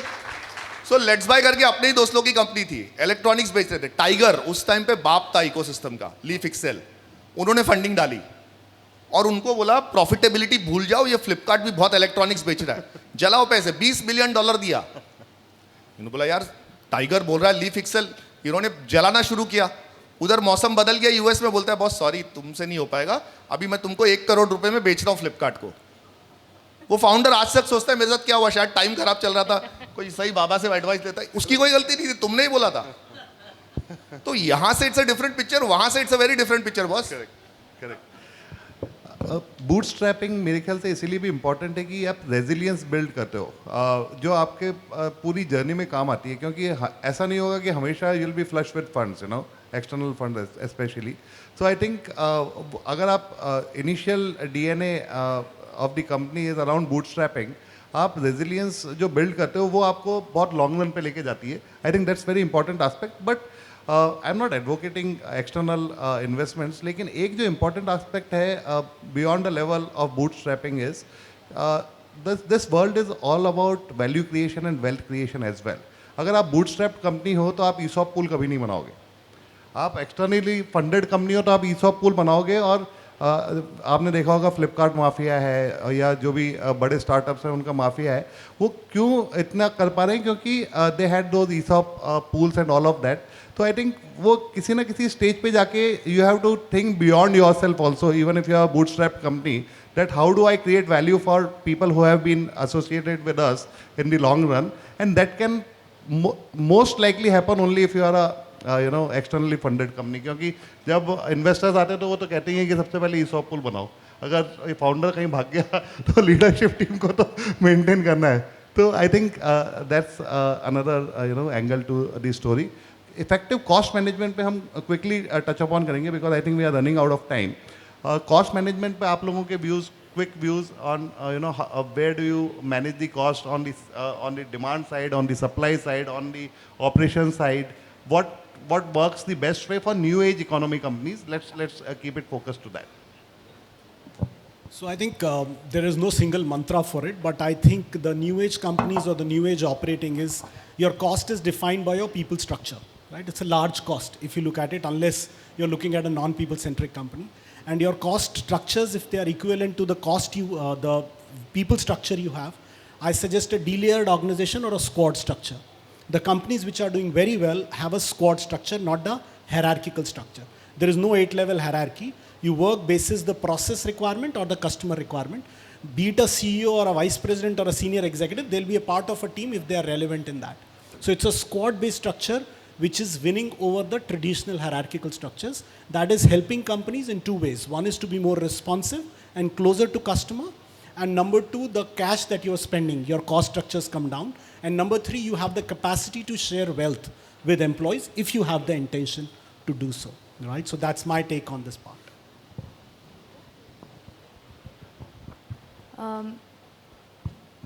Yeah, so maybe some few aspects that you can look at, right? Like just do, even if you are not from a finance background, like आपको costing एक समझना बहुत important है कि आपके कौन से 3 major expenses है. Majorly it's usually marketing, salary, maybe logistics in some cases. Now take all those expenses that you have and you can categorize under each expense into various subcategories, like subcategory A, B and C. So A could be most important spend within that cost structure, and also something which is the higher component, just say. And then when you look at that subcategorization, just try to analyze on a continuous basis how much are you extracting from that A level of cost, right? Like within logistics you have ABC cost, within marketing you have ABC, in salary ABC. So try to see if you are able to extract maximum out of it. Like say suppose for an example, like in logistics, right, you always be on a lookout for new vendors or getting better rates, and of course as you scale you can always renegotiate and get better rates from your vendors. Similarly in case of marketing, so I think that, and even in case of working capital, I think that is sometimes startups, it's I've seen it in one of our portfolio companies, right? Like if you have like a good order coming in from a larger customer, but you're bootstrapping or you have just raised limited capital, you cannot strain your balance sheet at an early stage. So like someone mentioned, one has to be taking advance, or there has to be a limit to how much credit can you offer, because straining a balance sheet is almost like debt for any startup. You're not going to then be able to raise the next round. So I think this categorization helps, and also do not wait for something that is not working well. Maybe some employees not doing well, or the inventory churn not happening at a particular location. You need to cut out. You need to be very brutal. Like I said in the beginning, having a military approach is very important, especially for category A expenses within these major items. So on the cost structure, I'll again give an example because I think that I convey better when I give examples. So again, a startup only funded by friends and family and angels. So the thing, so they are into aftermarket services. अब उसमें again ये हुआ अपना आप ये कौन गया था aftermarket में the big name. After market, yaar. Go mechanic, yes. Oh God, like the most talked about name. Go mechanic. तो go mechanic हो गया. अब पिछले 1 साल से ये स्पेस में कोई फंडिंग नहीं हो रही है. तो उसका फ्रेंड्स एंड फैमिली उसने खुद से लगा लिया, कर लिया. Now he has 2 to 3 stores. ठीक है. अब ये 3 stores में उसको समझ में ही नहीं आ रहा है कि how things would work around for him. What he is bringing is SAR group ने उसको पैसा नहीं दिया. SAR group is live guard live pure वाले बैटरी वाले थे. उनसे स्ट्रैटेजिक आप 2% इक्विटी ले लो और मेरे को ये इतनी बैटरीज मैं अपने इससे बेच दूंगा, आप मेरे को फिर मार्जिन दे देना. ऐसे करते करते उसने 3-4 अलग अलग स्ट्रैटेजिक पर्सन ला लिए. अब नाउ इज़ प्रॉफिटेबल यार, मतलब स्टोर लेवल पे इज़ प्रॉफिटेबल. अभी यहाँ से 3 से 6 स्टोर तो कर सकता है प्रॉपर. मतलब ये नाउ उसमें I guess Hero Munjal family is kind of evaluating to invest. तो इस आर्ट स्टेज की उसने अपने आप को प्रूव कर दिया, स्ट्रैटेजिक कुछ इनवॉइस लेके आ गया, is selling it out, and या think that way it is working for him. So देखो, एक होती है आपकी इच्छा, एक होती है आपकी क्षमता. ठीक है, तो एज अ स्टार्टअप जब आप स्टार्ट कर रहे हो तो आपकी इच्छा होती है हाँ मैं भी यूनिकॉर्न बनाऊँ, तो मेरे को बेस्ट टैलेंट हायर करना है. बट फिर आपकी क्षमता है कि भाई उसको मैं सैलरी दे सकता हूँ, ईसॉप दे सकता हूँ. अब ईसॉप तो मैं पेपर पे बोलूँगा 30% ले ले, बट वो बोलेगा भाई इसकी वैल्यू क्या है अगर तेरी वैल्यूएशन ही नहीं है. ठीक है, सो एट एन अर्ली स्टेज अपन लोग उसी से स्ट्रगल करते हैं, क्योंकि जितने मैक्सिमम बच्चों से मैंने बात किया है, सर मेरे को भी हायरिंग का ही प्रॉब्लम, मैं अकेला हूँ, 2-3 इंटर्न्स हैं, बच्चे ऐसे ही अपने स्टार्ट किया है. अब मेरे को अगर CTO चाहिए, मैं अफोर्ड ही नहीं कर सकता, पैसा ही नहीं मेरे पास, इच्छा है क्षमता नहीं है. ठीक है, व्हाट वर्क्स ब्यूटिफुली कि अगर आपका नैरेटिव इतना स्ट्रांग है, आपका कन्विक्शन इतना स्ट्रांग है कि आप किसी अच्छे आदमी को ये कन्विंस कर दो कि बॉस अभी तेरे को पैसा दे नहीं सकता, बट अगर तू और मैं मिल गए तो 1+1 2 नहीं 11 बनेंगे और 4 देंगे. वो अभी माहौल भी है. ठीक है, तो lot of founders make this mistake कि बॉस अपना ब्रांड फूल के नहीं है ना, वो अभी अपन थोड़ा झिझकते हैं.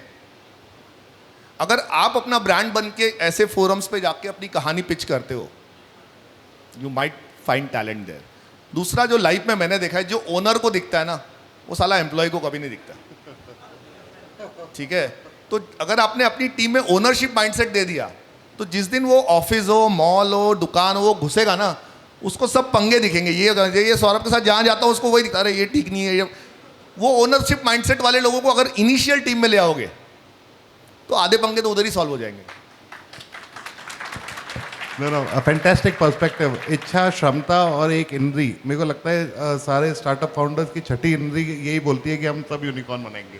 तो वहाँ पे जाके स्टोरी कभी-कभी थोड़ी सी गलत होना शुरू हो जाती है. I think we have run out of time and I'm getting continuous calls from my back to close this session. So that's the best thing I like about this startup space, that it's a continuous learning. So for me also, last 30 minutes have been quite a bit of learning. So let's take away whatever best we can from this session and from this event. Thank you everybody for being patient, good listeners. I don't think we have time for Q&A. Nahi na. So yeah. So we are, all of us are going to be around. So we would love to meet you guys and carry forward this discussion. Thank you everyone, and let's call it a. Just a minute. Rahul sir, I think the last piece of thing that you said was a golden nugget for all the startup founders. I would request if you could please repeat it once again. The ownership thing. नहीं मतलब मैंने अपनी life में, मैं 51 years का हो गया हूँ, मैंने यही देखा है कि ओनर को जो दिखता है, लाइक मैं शॉपिंग सेंटर बिजनेस में था, मैं आज भी, मैंने 2007 में लास्ट नौकरी छोड़ी DLF की, मैं आज भी अगर किसी मॉल में घुसता हूँ ना, मेरे पहले दो चीज़ें देखता हूँ, कितने लोग हैं, हाथ में थैलियाँ कितनी हैं, जितनी थैली है मतलब शॉपिंग हो रही है.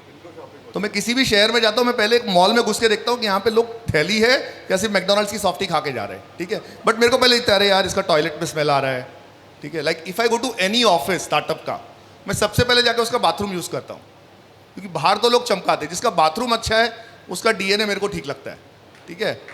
तो ये छोटी छोटी चीज़ें ये ओनर को दिखती है.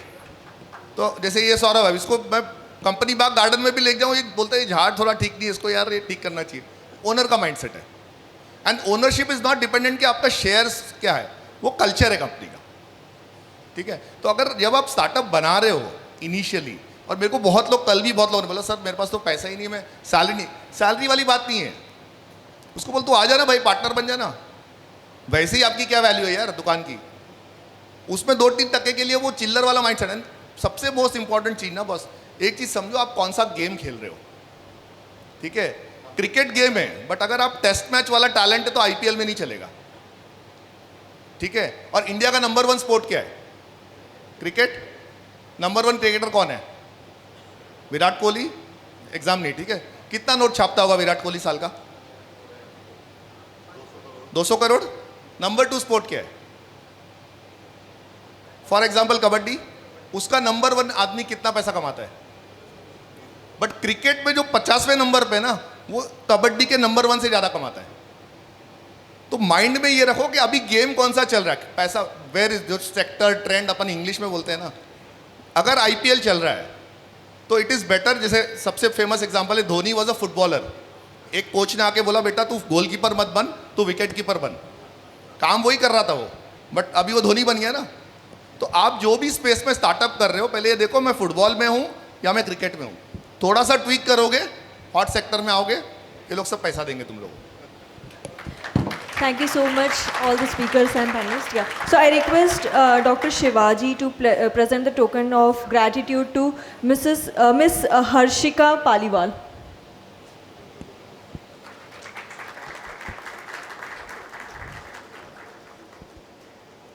To Miss Pooja Parmar. I request Dr. Rizwan to present the token of gratitude to Mr. Rahul Narvekar.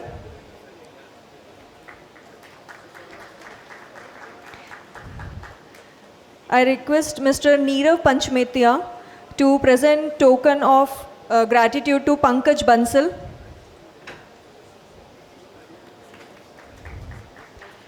And Pankaj Bansal. And to Mr. Purushottam Modani. I request Isha to please join the dais for a group picture. Isha and Anisha for the group picture.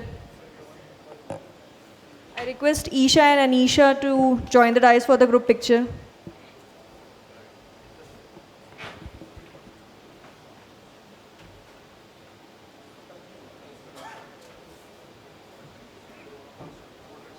Isha and Anisha, quickly.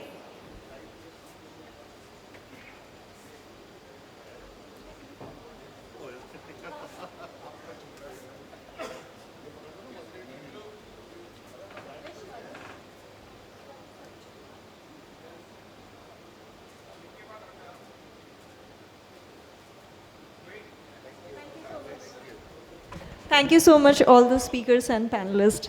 Thank you. Moving to next track.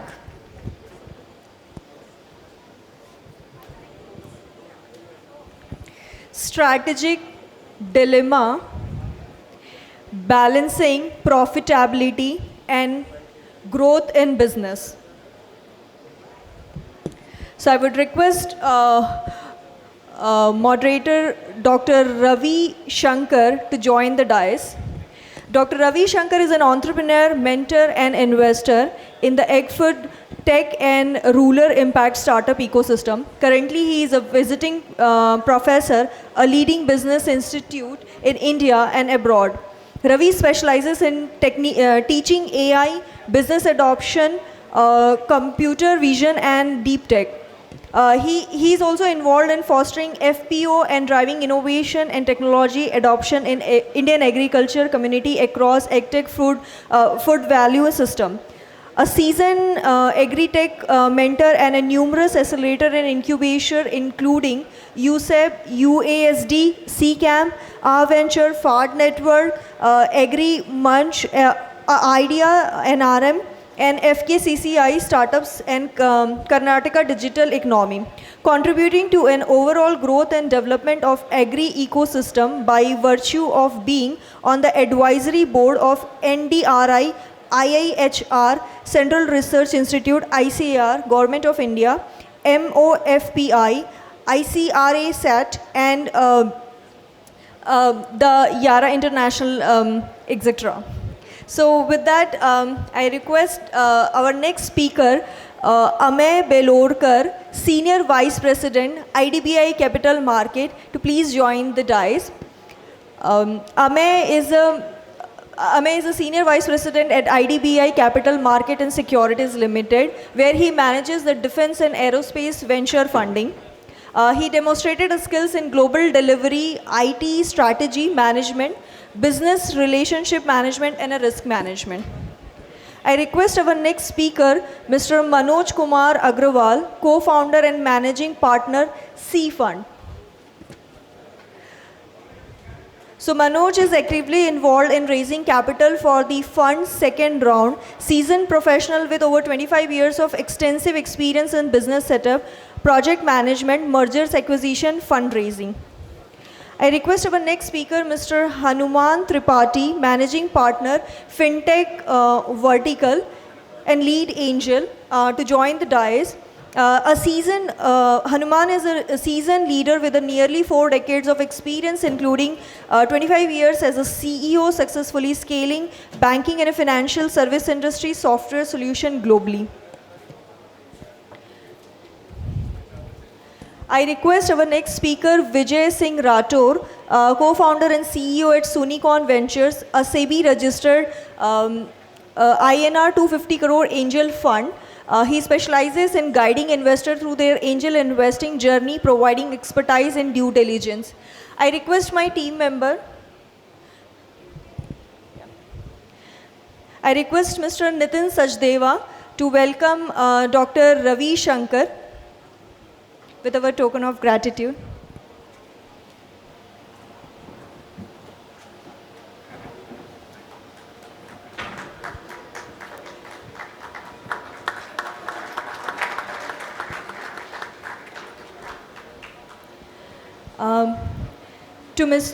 I request Mr. Sachdeva to welcome our speaker, Amey Belorkar.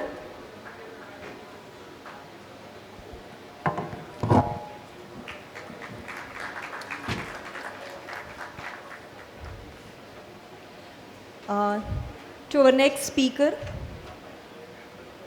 Mr. Manoj Kumar Agrawal.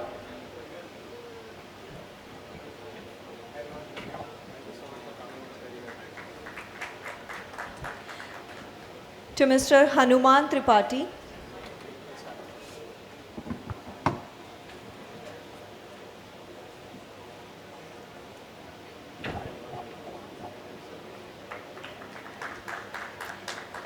And to Mr. Vijay Singh Rathore.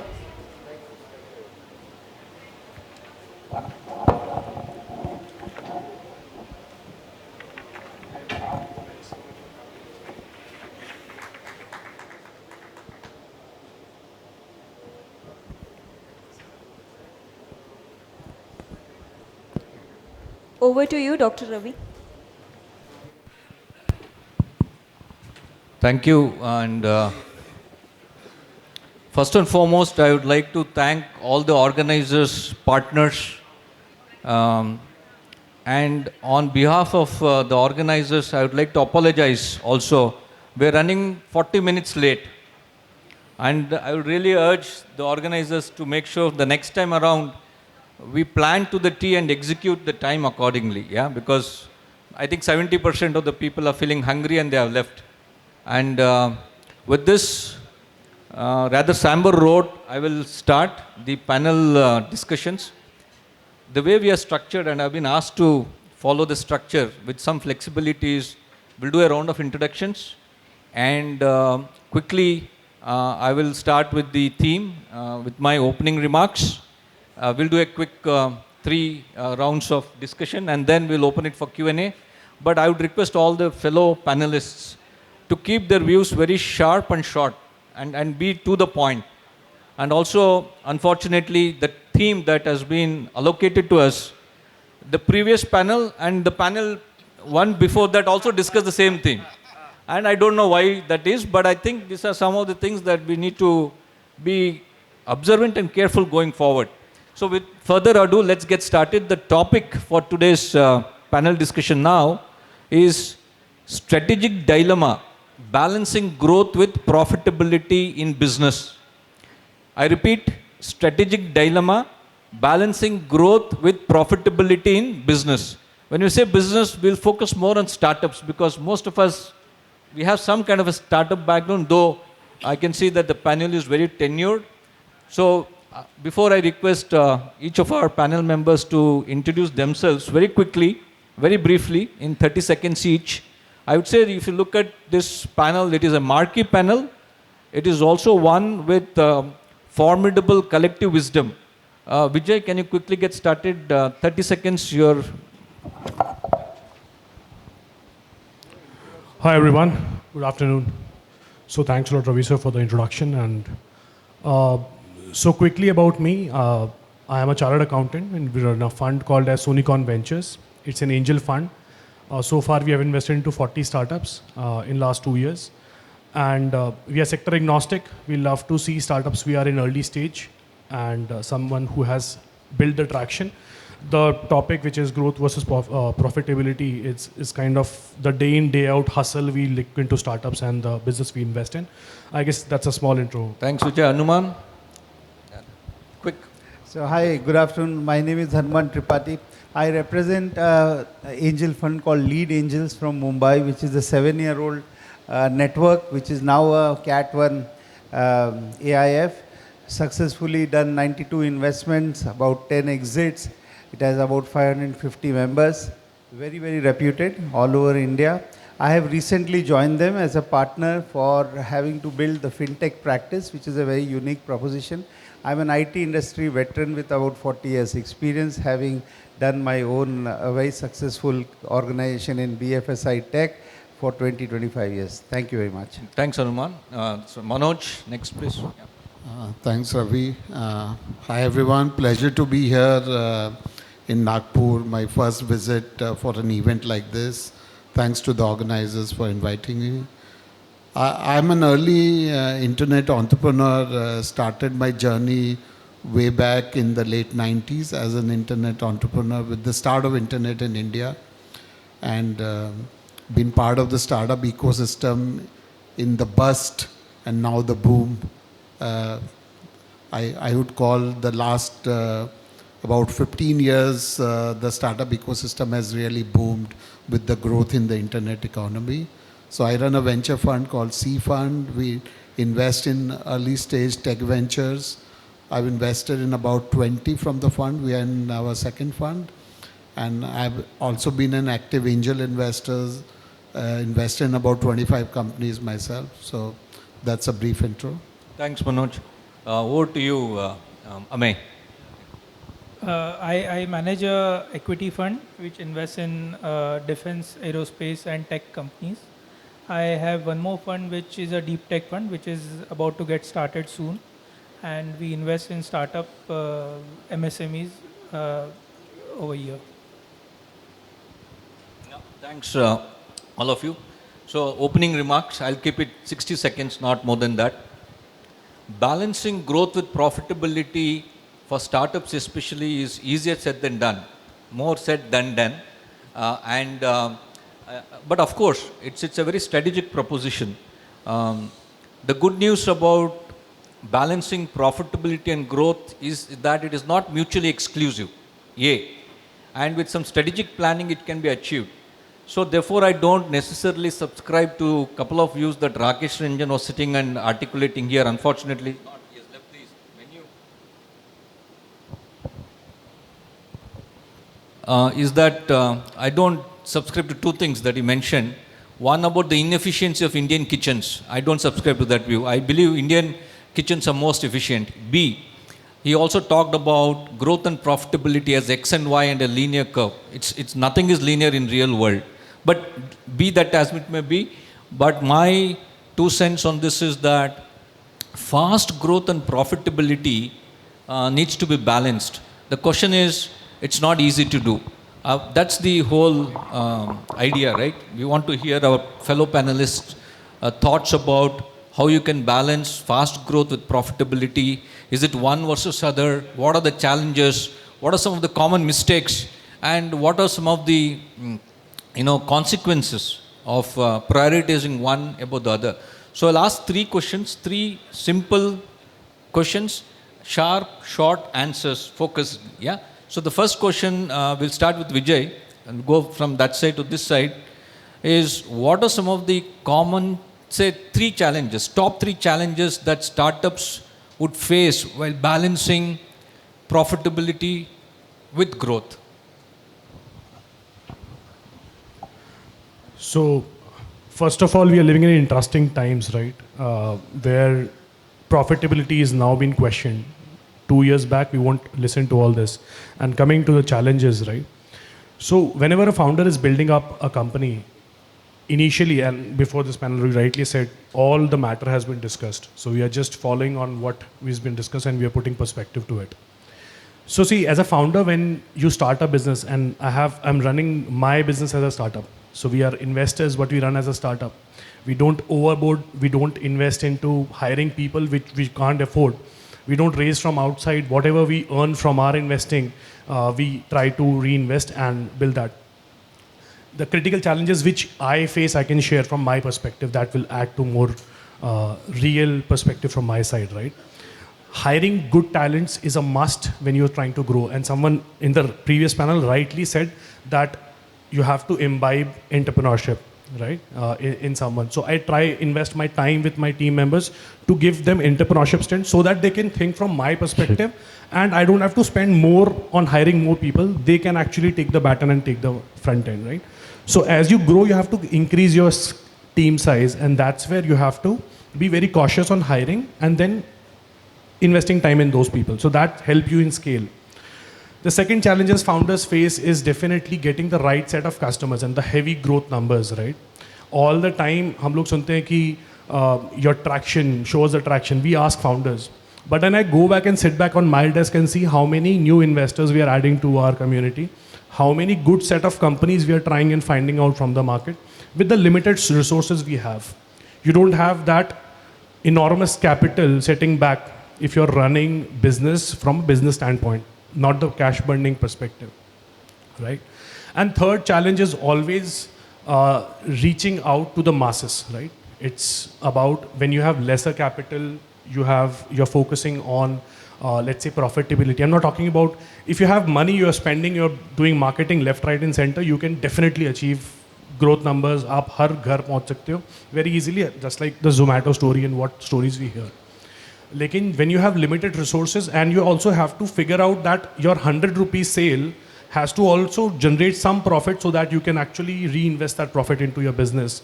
So वहाँ पे marketing spends, you have to very, what do you say, धंधे की style में you have to figure out if this is going to give you ROI or you just entering numbers, abdominal numbers on the social media platforms to get the numbers, right?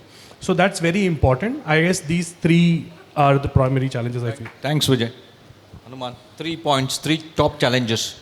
So the very basic challenge for a startup is you have to establish that customer trust. The client has to believe, whether you are in a D2C market or you are a B2B direct seller where somebody knows you face to face. The issue is how to build trust, and the trust can only be built by your reach, and reach requires expenditure. So now I would say there are two ways of looking at whole thing. Are you funded or you are not funded? If you are not funded, then one has to be extremely careful in terms of having to manage growth by having to spend, and also to conserve your money for you to survive for longer period.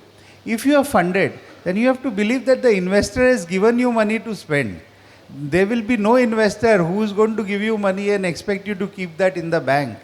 So if you are judicious and you are taking all the stakeholders together to understand where you should spend, rightly spend, and as a founder you have understood market challenges well, I think you are doing well by spending money for growth, and also very tightly controlling your spend from a perspective of having to only rightly spend where your internal balance sheet or your P&L has to be managed. So your challenges are different in case if you are funded and if you are not funded. So, and also just remember one thing, that this is actually a father, son and donkey example. You will get advice from different people at different times which will make you feel that what you are doing is wrong. Whereas as a founder, you have trusted your judgment, you have gone out to learn the market, you have got co-founders and you have got investors or a community around you which is helping you. So have trust and move ahead. That is more important. Thank you.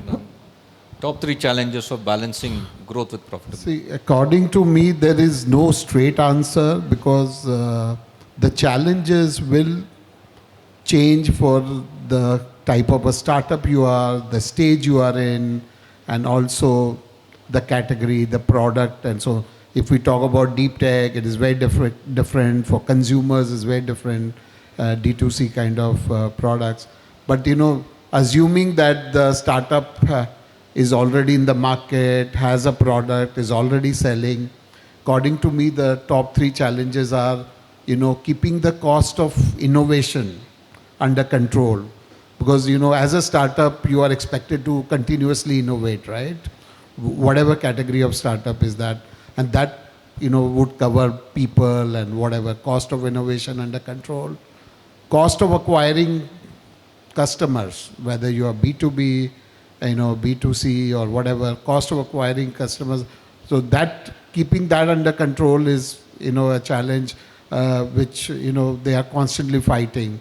If that is done well, then, path to profitability and all that works. And then retaining customer, what are you doing? The challenge, because if you are able to retain customer, your focus on acquisition can be lower. But say yesterday, there was a startup pitching and they mentioned about 40% retention. If that can be 80%, the pressure can be less. So I think these are the top 3 which I could think top of mind. Thanks, Manoj, for keeping it short. Amay, 3 challenges. Yeah. So I feel macro factor plays a very important role in this maintaining the equilibrium between profitability and so sustainable profitability is important than the rapid growth. And see, as this macro factors, as I said, the ecosystem which is there, which actually which is built nowadays, where there are very limited investors who allows you to burn. So as I always say, if the company is B2C company, when they pitch to us for that, so they many times they say we have to expand all India. So the consumption pattern in our country is so good that if you can restrict yourself, say for example, I stay in Powai. So Powai is equivalent to one city, and the Mumbai is equivalent to one country. So if you restrict to geographical thing and then sustainable profitability, the valuation and the value generation for all stakeholders which people have invested in your company will be good. And I also feel that the innovation in the company should be as much as it motivates the user to purchase your product than vis-a-vis your competitors. So I think these are the few things which I would like to mention on the challenges which every time the startup feel, and it is not only for a startup, the challenge is for the investor also. Thank you. So we'll start with the second question and go this way. So Amay, you can respond first and we go this way. Yeah. The second question therefore would be, what are some of the common mistakes?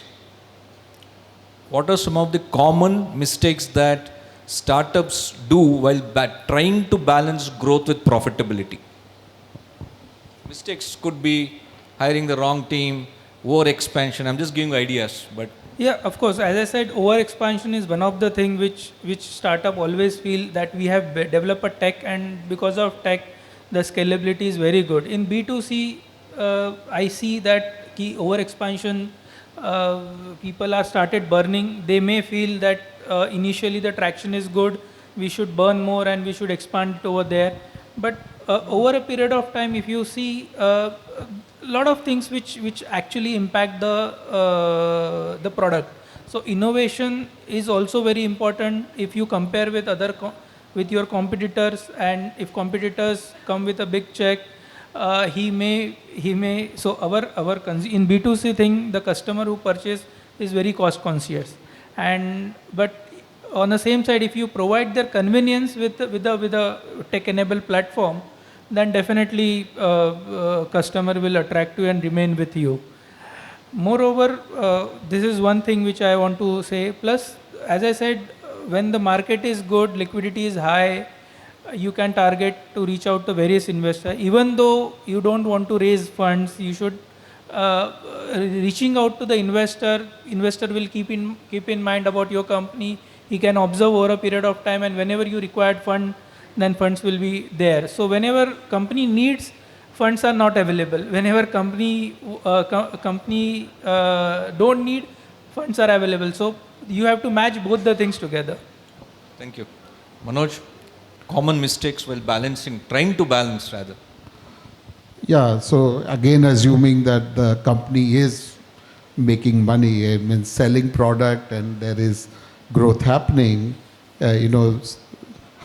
what in the right geography, like Amay mentioned, are you selling your product in the right geography? Even if you are a tech product, say a SaaS product, which can be sold, technically globally, but you have to focus on the right geography. Now, I'll give a quick example. A health tech SaaS company developed a wonderful product, selling it in India, and they built a huge team trying to focus on India, across hospitals, 400 hospitals as customers, but the ticket size was very small. In India, hospitals are not good paymasters. Now, a lesson learned the hard way after burning a lot of money, and the focus shifted to another geography where the ticket size was like 5x, 7x of what was India, and there was a difference. The cost of selling did not grow by 5x or 7x. So, understanding the right geography for your product and starting it there. Even if you have learnt it at a low cost in India, don't scale in India if India is not the right market for that. And then go to the right geography. So I would say one of the common mistakes people do. Thanks. Hanuman? Yeah. So if you look at how startups would usually, and not only just startup, you look at growth companies which are up to 10 years also, you will find very common problems. First and foremost, have they understood the value proposition correctly in terms of what are we solving? And if we are over-possessed with what is our solution in our mind, but it is not solving a very critical problem, so you are not creating buying hooks. And that is what causes a downfall of a company after a sudden rise, initial rise, because you have attracted people with an idea, but it has not converted into a real large scalable business. That is one. Number two, founders are very, very possessive about their technology skills and platforms and develop software development and so on and so forth.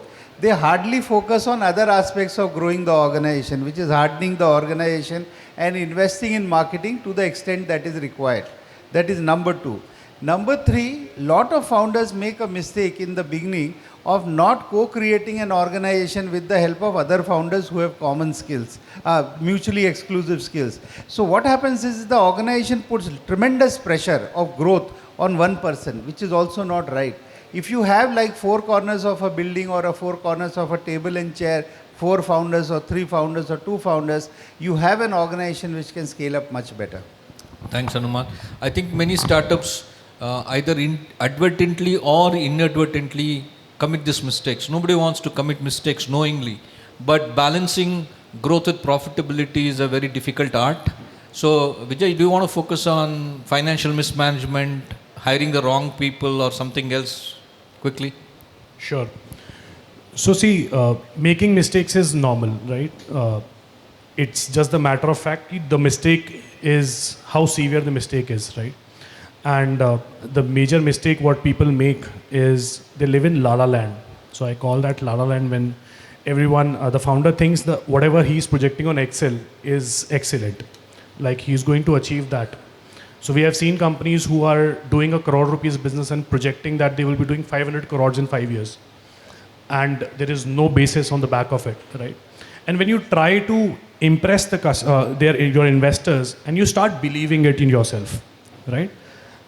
Then the series of mistakes start happening. And when you realize the time has gone, the investors have lost trust in you, and you have hired a mammoth of people, and that's how we are seeing layoffs happening in last 6 months, which we haven't seen in the last 5 years, right?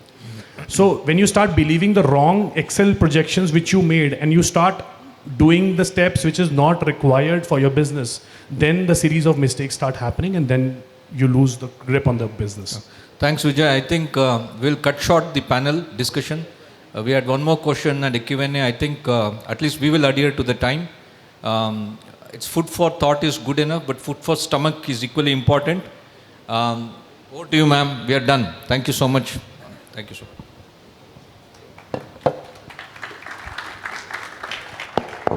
Thank you so much, Dr. Ravi, and thank you so much all the panelists for sharing the insights and where actually startup face challenges. Thank you so much. So I request Dr. Shivaji and Mr. Sachdeva to please join the stage for a group picture. He's not there? Okay. So Anisha and Isha, can you quickly join the stage for a group picture? And Mr. Sachdeva, can you please join the stage?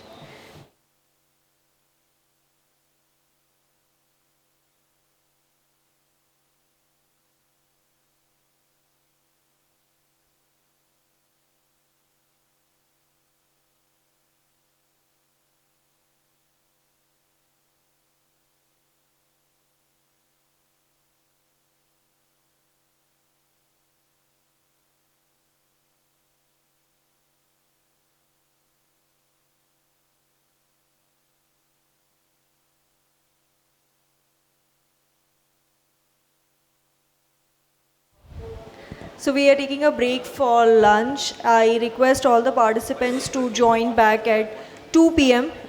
We really have a very interesting session at 2 p.m. a panel discussion on the topic Unlocking Capital, Mastering the First Check and Overcoming Fundraising Hurdles in the Tier 2 City. So I request everyone to please join back at 2 p.m. Thank you.